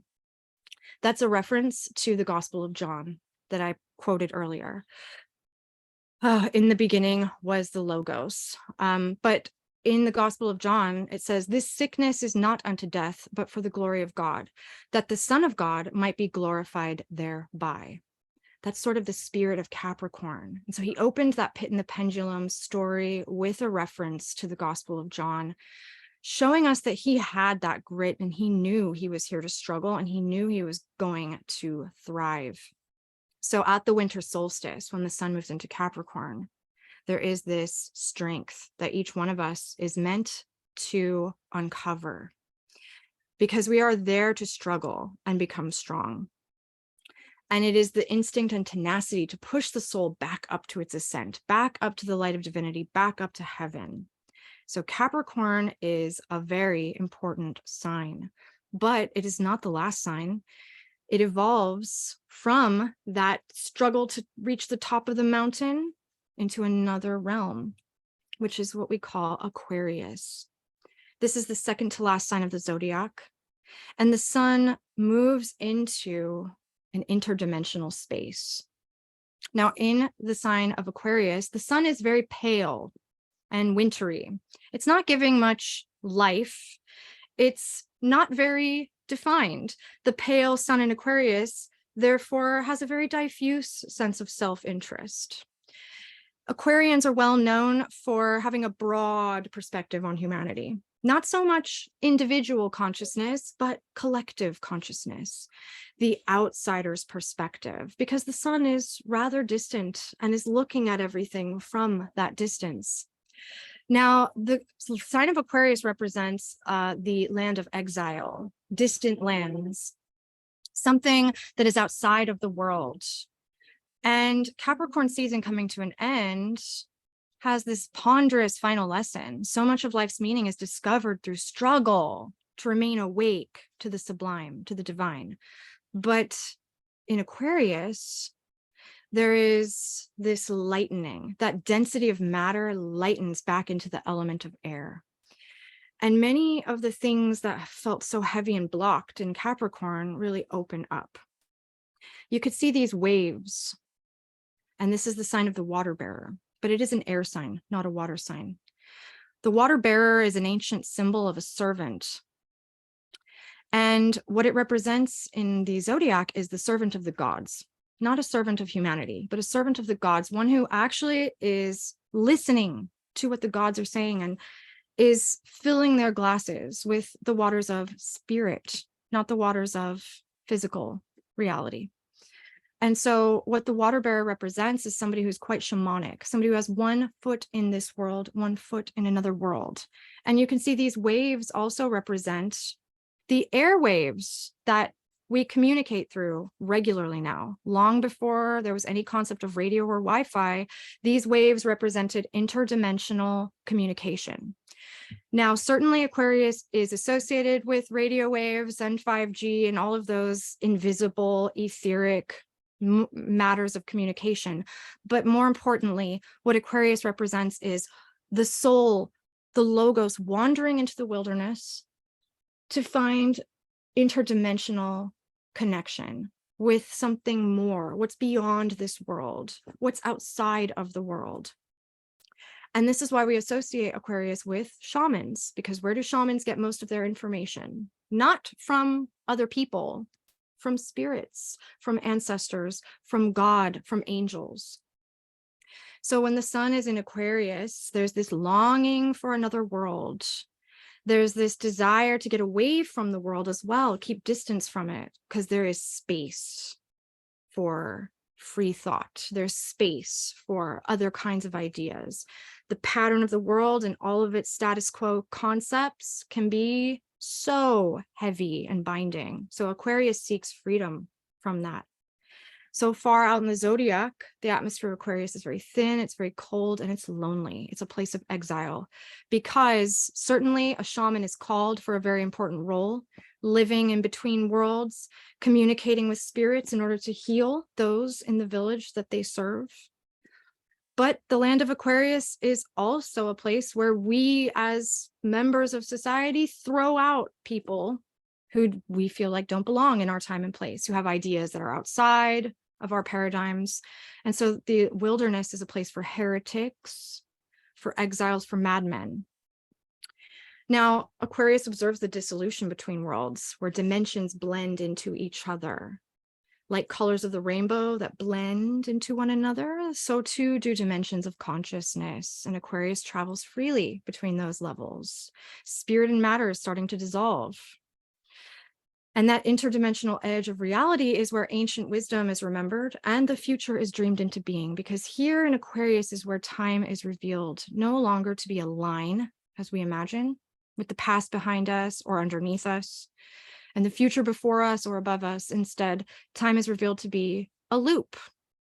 It's a circle, like everything in creation. Time has a place where the ancient past and the future converge at the same point. And so Aquarius is tuned into that quality of consciousness, seeing the ancient past, things that have been forgotten, as being just as valuable, just as vibrant, just as meaningful as any future imagination that we could ever have. And in fact, that imagination of the future is nurtured by the ancient past. And so there is a tremendous sense of ancestral communion in Aquarius, seeing beyond the matrix of space and time through the power of focused imagination. Now, in Aquarius, we see a great desire to know infinity, to go beyond all limits. And yet there is that fear of isolation that holds us back. And Aquarius is isolated. But that's why I've chosen Lord Byron to be our Aquarian guide, to represent what this sign is really about. And he wrote a beautiful poem where he said, "There is rapture on the lonely shore." Meaning that though he spent a lot of time alone, sometimes chosen and most definitely not chosen, he found the rapture in that. He found the ability to see all time as eternally present. And to be alone can seem like a great punishment, but it can also be a great luxury for those who seek to know what's beyond consensus reality. Now, Aquarius has this ability to be alone, but also to be deeply in love with humanity as a whole, because that distance that Aquarius takes from humanity gives an Aquarian view of the whole of humanity. And so concepts like democracy come from the heart of Aquarius. And just as an example, the United States has a natal chart, and the moon, representing the emotional nature of the country, is in Aquarius. So the desire for freedom, for space, and to see humanity as a whole as being equally valuable, not the same, but equally valuable. That is an Aquarian perspective. Now, Lord Byron was not American. He was English. He was an only child. He was raised in obscurity without a father. He had a deformed foot, a club foot, so he was always bullied as a child. And then when he was 10 years old, he inherited the title of Lord Byron. And he was given a great estate, but he was never rich enough. He never had any money. So he could not really embody the role of an aristocrat. He couldn't dress the part, and he could not afford to heat his own home. So he had most of it walled off and lived like in a tiny, he basically lived in the living room of his inherited land and mansion. It was actually an abbey that King Henry VIII had destroyed, you know, that part of history. So he lived in an ancient abbey in the living room because that's all he could afford to heat. He, as an Aquarius, really truly found a way to see his world in a different way. And he ended up becoming exiled officially from England because he was unconventional in his political views and he was unconventional in his sexual mores. He was bisexual. He was accused of incest. We don't know if it's true. And he had politically radical opinions. And so he was exiled from England, no longer allowed to live there, no longer a lord. He had it all taken from him. While he was in exile in Italy, still with no money, he wrote a very important poem, an epic poem called Childe Harold's Pilgrimage, which turned him into the first literary celebrity. He became famous because he was able to stir the hearts of the public. He developed what we call the Byronic hero, which is something you will still see in movies and in literature today, which is this intoxicating mixture of loneliness and mystery. That Aquarian suffering and solitude, but also the romance of it, the rapture on the lonely shore, that all comes from Lord Byron. Now, the full quote is, "There is a pleasure in the pathless woods. There is a rapture on the lonely shore. There is society where none intrudes by the deep sea and music in its roar." And that is exactly where he was coming from as an Aquarius. And lastly, he said, "I love not man the less, but nature more." So that lonely place where Aquarius lives sounds like it could be the end of the story, and yet it is not.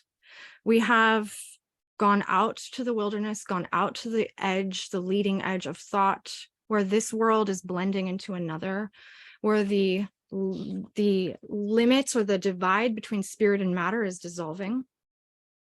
Between ourselves and the world, that limit has been dissolved. And yet the final sign of the zodiac, the 12th, is the sign of Pisces. And this represents two fish. The fish are representative of spirit and soul, like yin and yang in Eastern tradition. Same thing. One is feminine and one is masculine. One is light and one is dark. Spirit and soul, two fish, and they are swimming away from one another or circling round one another, depending on what state you're in. We want them to circle round one another. Now, the sun's transit through Pisces is the end of the journey, the end of the cycle. And the sun did not end its cycle in its death. The end of this story is in the sun's dream, the sun falling asleep. In Pisces, the sun now gets to look back and realize that it has played every role. It has embodied every archetypal energy, from the firstborn ruler in Aries to the wandering exile in Aquarius. And now in Pisces, the sun has gained a little piece of wisdom from every sign, but it has grown weary of becoming. And it really is truly time for rest, to drift off into dreams. And the sun slips into the vast oceans of Pisces, which is the water sign, of course, where everything returns to its celestial source. And if we saw time as a loop in Aquarius, here time dissolves completely into eternity itself. And that long journey is now ended with a great sigh of relief. The ending of its story begins to unfold as the sun surrenders to the bliss of its own dream of all that has been or ever shall be. The vast oceans of Pisces contain the whole human story, every feeling that has ever been felt, every relationship that has ever been celebrated or mourned, every joy, every loss, every high, every low. That's all in the oceans of Pisces. And it represents, as best we can relate to today, the collective unconscious. And it belongs to all of us. It's that abyss that we all tap into, the primal depths of imagination, the realm of the mythopoetic, the dream that we are all dreaming together and each individually. So by the time we get to Pisces season, the very end of winter, we too are pretty weary of becoming. And there is this desire to just sort of surrender to the language of dreams, imagination, to let that enfold you, which brings a greater intimacy with the universe itself, with the logos, completely unbound, released back into eternity, no longer focused on one specific task, but completely set free. When you remember the power of dreaming, you realize planets or thoughts whirling through the inner space of consciousness. And in this way, the whole world and its future can be ordained and ordered by divine imagination. Tiny ripples in this ocean of consciousness can become great waves. And the fate of the world is as much in your power as anyone else's. So the soul of Pisces, I find, is beautifully appreciated in the life and art of the great Renaissance artist, Michelangelo. So we began with the Renaissance and we end with the Renaissance. Michelangelo, who was born with his sun, moon, and Mars in Pisces, March 6th, 1475. His relationship to sculpture, not to mention painting, architecture, and poetry, really articulates the immensity of human will in tension with pure imagination. The vast ocean of images he had an almost unlimited access to. He swam in it, he was it, he fully embodied the never-ending fountain of divine creation. And he exemplified that in all of his strength, love, passion, and desire. The dream world of Pisces is where individual consciousness merges with the infinite. And it is Michelangelo who created the image of the Sistine Chapel, Adam touching God's finger, which perfectly replicates that consciousness of merging with the divine, recognizing the divine. Michelangelo's tremendous gift also reveals how immersed he was in that sea of images, like he just was dreaming while awake. He said, "My soul can find no staircase to heaven unless it be through earth's loveliness." And he also described his process of sculpting as just discovering the angel in the marble. Rather than trying to make it happen, he knew it was there and he just found it, because that ability to merge with the sea of images, the imagination itself, was something supernatural in him. And so Michelangelo's art, which was so vast and so varied, is where we end this story of the Zodiac. Pisces season is our opportunity to surrender and dissolve back into the infinite abyss, allowing ourselves to open up to the vast realm of dreams where there is no linear time. There is no concept of individuality. There is only eternal and infinite consciousness. And the sun in Pisces dreams, waiting for another cycle of embodiment to come into the eternal return. And so another way to look at Pisces, the vast oceans, is like a womb where a new being, a new year, in terms of the zodiac, in terms of the sun's journey, a new year is being formed in that womb. And our dreams all together create the qualities and the character of that year that will be born at the equinox when the sun returns to Aries. And so it is very important at the last period of winter in Pisces season to dream of beautiful things, not only for yourself, but for the world, because that is the quality of the being that will be born again in Aries season when the cycle continues. And so that is the great myth of the sun, the story of the seasons, but also the evolving consciousness of humanity, the whole human story, how the logos, the divine word, is reborn in fire, becomes manifest in the senses, then develops into thought, then in memory, how it rises to reveal the light of the true self and then bows its head in service, how it creates balance and peace, how it dies to find its own soul, is resurrected in the fires of the Holy Spirit, descends into matter, is exiled in the wilderness, and eventually enters the void back into eternity, where the end is the beginning is the end. And so that is my take on the zodiac. I am going to be teaching a class in Leah's amazing school called Star Stories, Astrology as a Language of Personal Myth. And that is where we are going to dive into the zodiac as an ancient myth, but we're also going to focus on our personal placements of the sun and moon.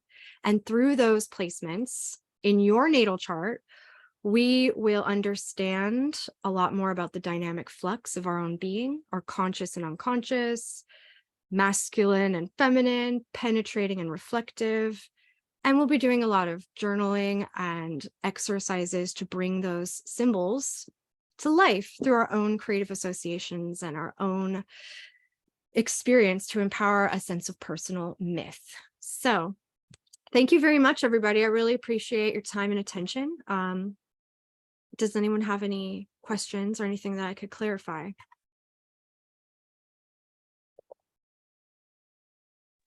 Hang on, I don't have the chat box open. 1 second. Okay. La la la la. Oh, you're welcome. Thank you. I really appreciate you. It's such a joy. I just want to say thank you. That was the most amazing teaching. So grateful. Thank you. You're welcome. I really enjoy sharing it. This means a lot to me, and I'm glad you enjoyed it.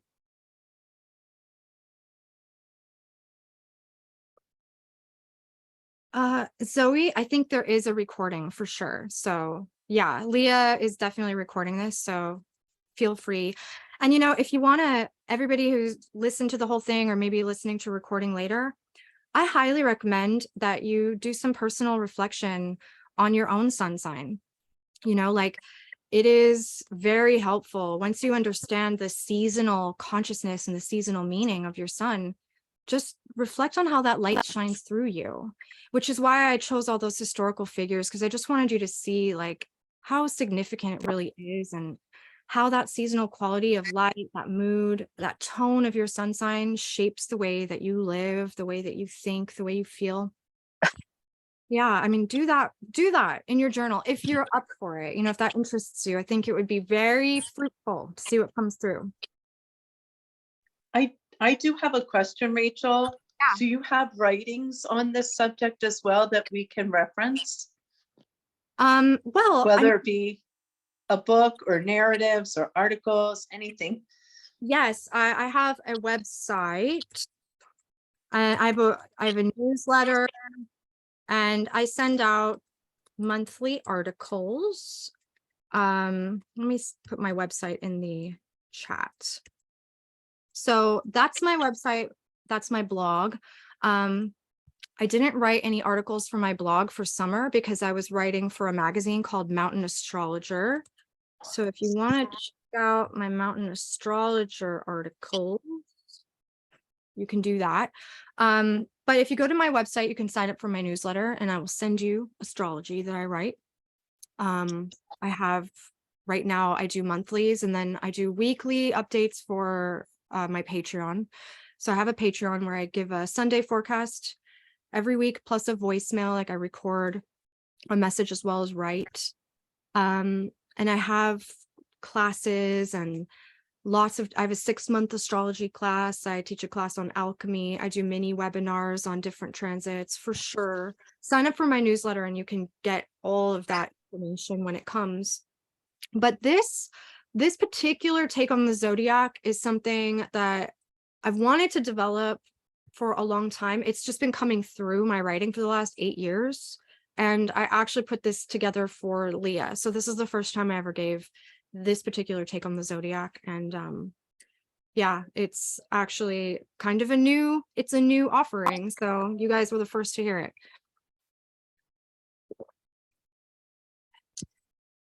Okay, anything else, guys? I'm here to chit chat and answer questions.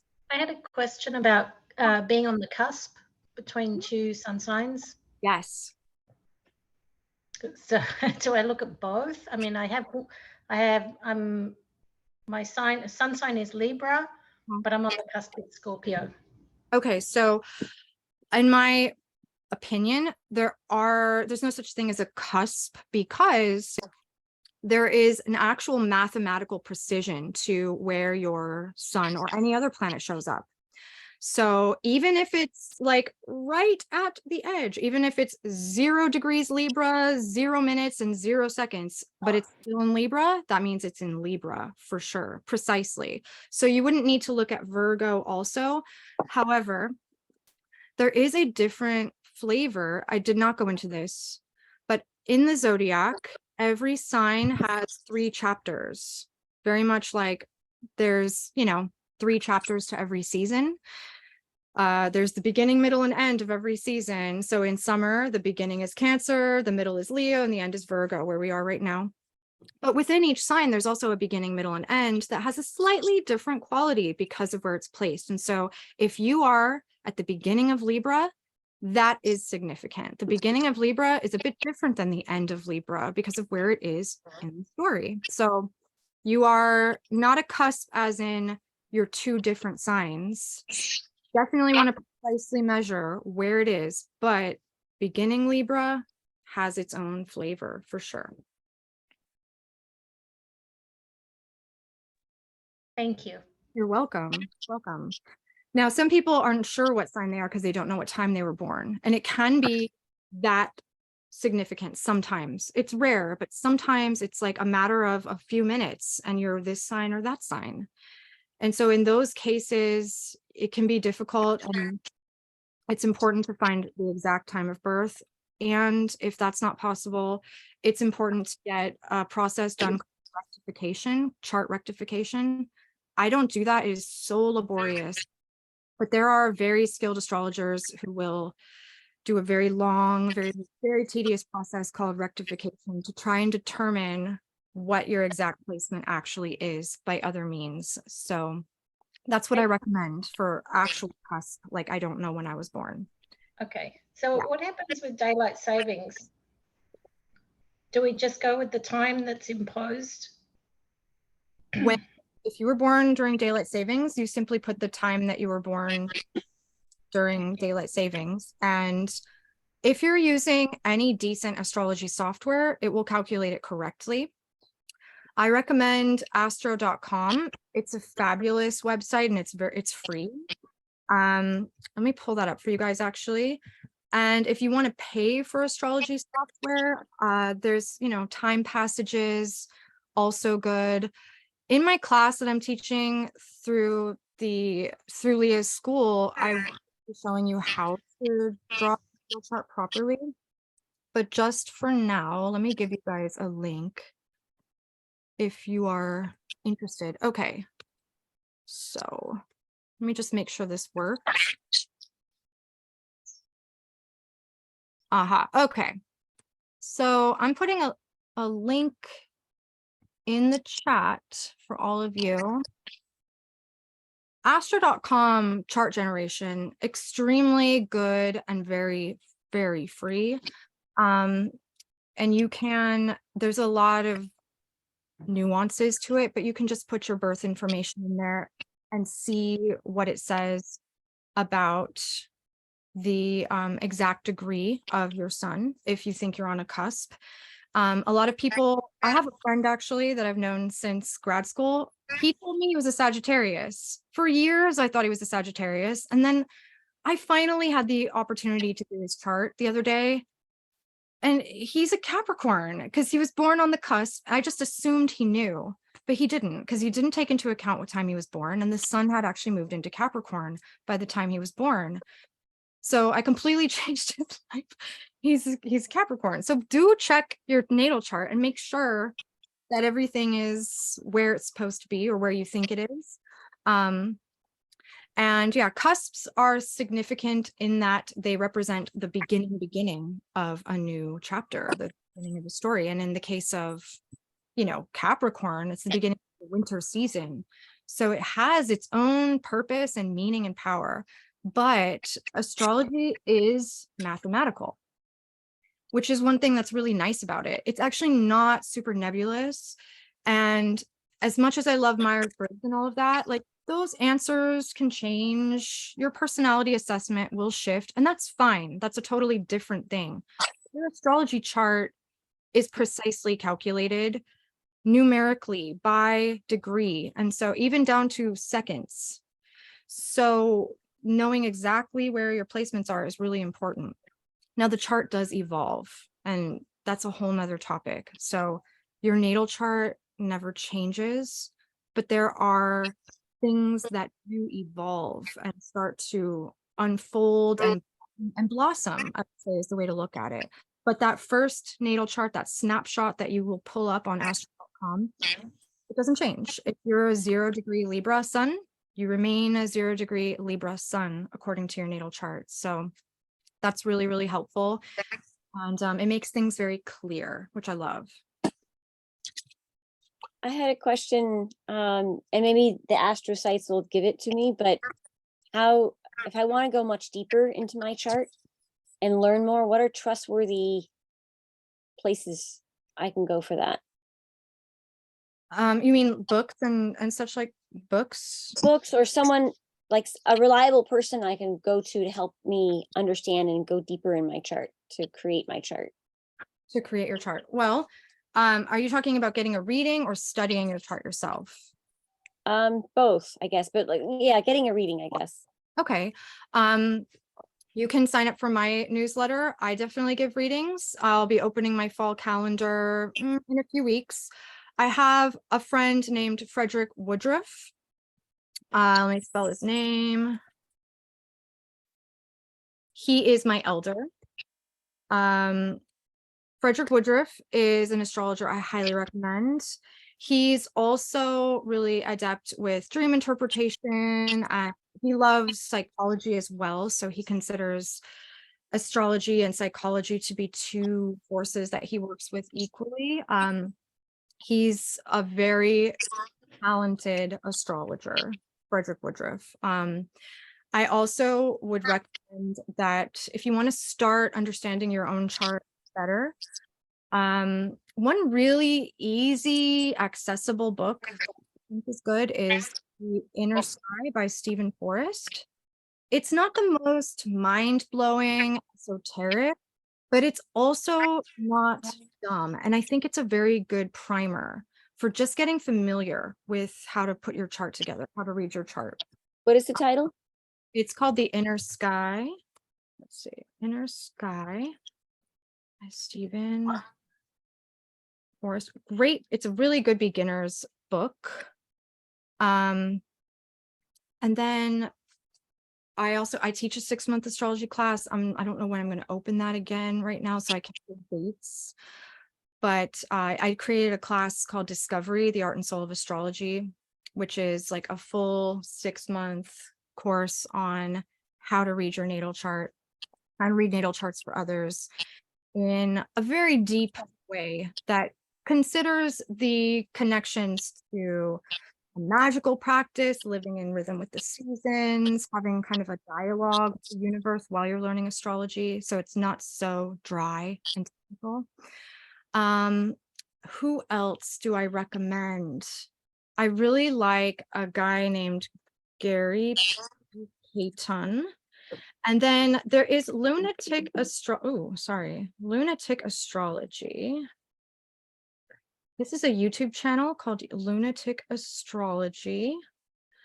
I really, really love her. Lunatic Astrology. She's hard to get into. Just FYI, I know her calendar is super full.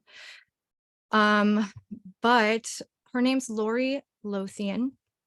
I interviewed her on my podcast like last month, Lori Lothian, and she is brilliant.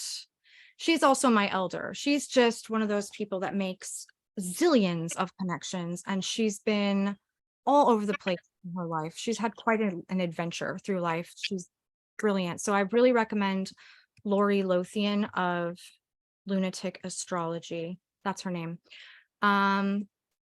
Those are good places to start. One of my favorite books on astrology is not a how to read your natal chart book. It's a how-to book, but it is a really great study and meditation on what the planet Pluto is all about and what it means. And this is a book called The Twilight of Pluto.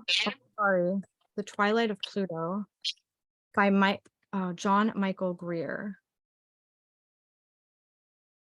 I feel like this book, if you want to read something that will blow your mind and open you up a lot to how astrology can be used as a lens to better understand history and art, and what it means to set Pluto as an influence on the future. I think The Twilight of Pluto is one of the best books that you could read. So again, it's not a natal chart book. It's not like how to read my natal chart, but it is like, I'd call it astrological philosophy, and it's great, really great book. And Michael Greer is quite amazing. And then there is another book called Cosmos and Psyche. Same vein. This is like opening up to astrology as a lens for understanding history and the evolution of culture. Cosmos and Psyche. And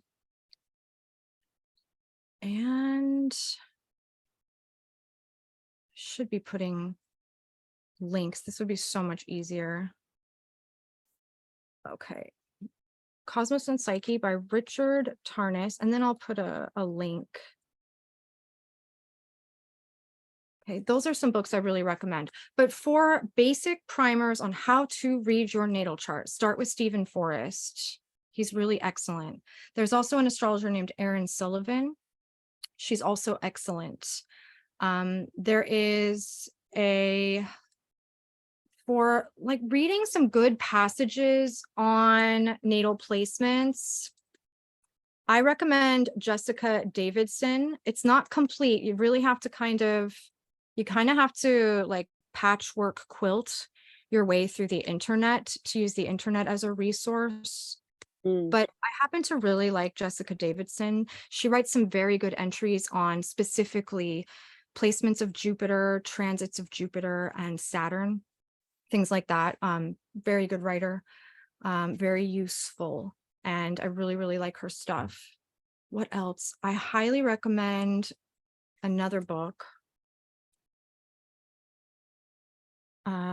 This is called Thomas More's The Planets Within. Thomas More's The Planets Within is, in my opinion, one of the best books that you could read on the subject of understanding the planets from a magical perspective. And it's actually a really beautiful text on the work of Marsilio Ficino, who is the father of the Renaissance. He was the astrologer, magician, alchemist, and theologian who translated the Hermetic corpus into Latin, who translated all the ancient Greek philosophy into Latin. So he's the reason that the Renaissance actually happened. And he had a theory of the planets, which was healing and medicinal. He was considered to be a doctor of the soul, a physician of the soul. His father was an actual physician to the de Medici family, so they were well connected. But his son basically was a shaman of the Renaissance age, and he developed this whole theory of the planets within as a form of harmonizing and balancing one's psyche for health, wellness, creativity. Beautiful, beautiful book, and really eye-opening in terms of understanding the symbols that we're talking about with astrology. But also, like, it's a pre-psychology concept or a pre-psychology map of the inner world that's really complete, comprehensive, and quite astonishing in terms of its value, even for us today. And in many ways, I have found that that kind of medicinal perspective on the planets that Marsilio Ficino wrote about, that Thomas More introduces so well, it's helped me to understand and overcome many things that modern psychology just simply could not and did not. So I highly recommend The Planets Within by Thomas More. It's one of my favorite books. Again, it's not a natal chart reading book, but it is like an astrological consciousness magical book, and it's so beautiful. Thomas More is a really interesting writer as well. He was friends with, and I think the student of, James Hillman, if any of you are familiar with the psychologist James Hillman. And James Hillman was like the leading Jungian scholar. So that's kind of the lineage. It goes Jung, Hillman, Thomas More. But Marsilio Ficino is important if you're going to study astrology, for sure, because he is the reason why the Renaissance happened. And the Renaissance was actually more than an artistic explosion. It was a magical explosion. It was magic that was underlying all of the art and the architecture and the philosophy. And we have been sort of developing what the Renaissance first flowered ever since, through many ups and downs. You know, there's been many different stages in the appreciation of astrology for many thousands of years. But one thing that's very interesting is that every time there's an information age, astrology explodes. So that was during the Renaissance, certainly happened in Elizabethan England with the printing press, and there was a civil war that completely obliterated the censorship laws for a short period of time. And so in Elizabethan England, astrology just began to flourish. We can see that in Shakespeare. It's all over Shakespeare because it became common knowledge. It became something everybody was interested in and everybody could afford to buy pamphlets on astrology. Little farmers' almanacs and other things became woven into everyday common language. And then again, in very recent times, we're living in this crazy information age, and astrology's had another explosion of value and importance. And this means that there's also a lot of really bad astrology, but it's okay. You know, we have to just learn it, sift and sort, get into it. And I really do recommend starting with the really good basic teachers. I recommend anything by Stephen Forrest for just getting a grip on how to read the natal chart, how to understand these things. And then you can start to expand in directions that make sense to you, whether you want to get more and more practical, as in reading charts, or you can get more magical and philosophical. I mean, there's many directions to go. Astrology is huge. It's the oldest body of knowledge on the planet, which is crazy to think about, but it is true. It's the oldest body of knowledge on the planet. We don't have anything older. Its lineage is beyond any individual human's capacity to learn it all and to cover every base. But start with your natal chart. Start with someone simple who's good at teaching new students. Stephen Forrest. Thank you so much. Welcome. All right, everybody. So it is 3:13, and unless somebody else has a question, feel free to chime in. But I feel like it's a good time to probably say farewell. Good afternoon. Thank you very much for your time and your attention. I really appreciate all of you. If you have questions about this later, feel free to email me. I'll leave this as my final farewell. aeolianheart@gmail.com. That's my email address. So feel free to drop me a line, ask me a question. I'm so glad to have been here to share with you today. And I look forward to hearing from you if you have a question later. So have a beautiful day, everybody. Take care. Thank you very much. Thank you for the blessings of these teachings for us. Oh. It's very enlightening. A lot of people will focus on like the moon and not necessarily the power of the sun and the transitions of the sun. And it was just beautiful. And I never even realized myself that, like, I could see myself in every zodiac as you started like my journey. And it's like, I found that fascinating because I'm Gemini.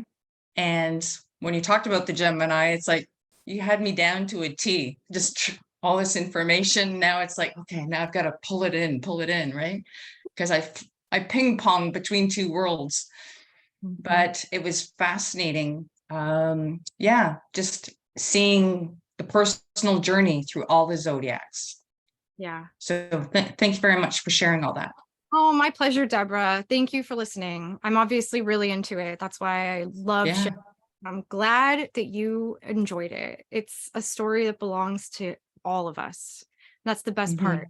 It's not from one culture or one time in history. It's so vast and it's so deep, and it's about all of us, like truly, madly, deeply, everyone. So I'm really glad you enjoyed it. I hope you have a beautiful. Thank you. So thank you very much. And I guess a lot of people aren't aware that our physical bodies, like, we're made of the planets. right? And that's why we resonate with the sun, we resonate with the moon, we resonate. It's because we have components in our physical body that we resonate with. Yes, we are made of stardust. Yeah. Exactly. And that's one way to look at it. Nobody knows for sure exactly what it is that connects us. But I think you're absolutely right. I mean, everything has a field. We could call it electromagnetic field. We have our thought field and we have our life force field, and certainly the planet has a field and all the other planets have fields. We may not fully comprehend the intricacies of how these harmonics work together. But I will leave with one final thing, and it was the concept of the music of the spheres, which Pythagoras has become very interesting again for sound healers who are using vibration to, heal people of physical and emotional maladies. It's very beautiful practice that was developed in ancient Greece, but Pythagoras did a lot of things. He was very significant for mathematics and geometry, and he ran a mystery school where the students were very strictly initiated. But one of the things that he was famous for was the conception that the motions of the planets is creating something that he called the music of the spheres, which is a level of vibration and harmony that maybe the ear cannot hear, but is nevertheless happening anyway. And so we know from science today that our ear can only hear a certain bandwidth of vibration. We have a limited amount of vibration that we can actually hear audibly, but Pythagoras was talking about something that's outside of our audible range. And so he perceived the actual resonance, as you said, which is a musical term, the vibrational resonance between us and the planet and the other planets at the microcosmic and macrocosmic level to be a type of music. So yeah, you're right. That's how it is. Absolutely.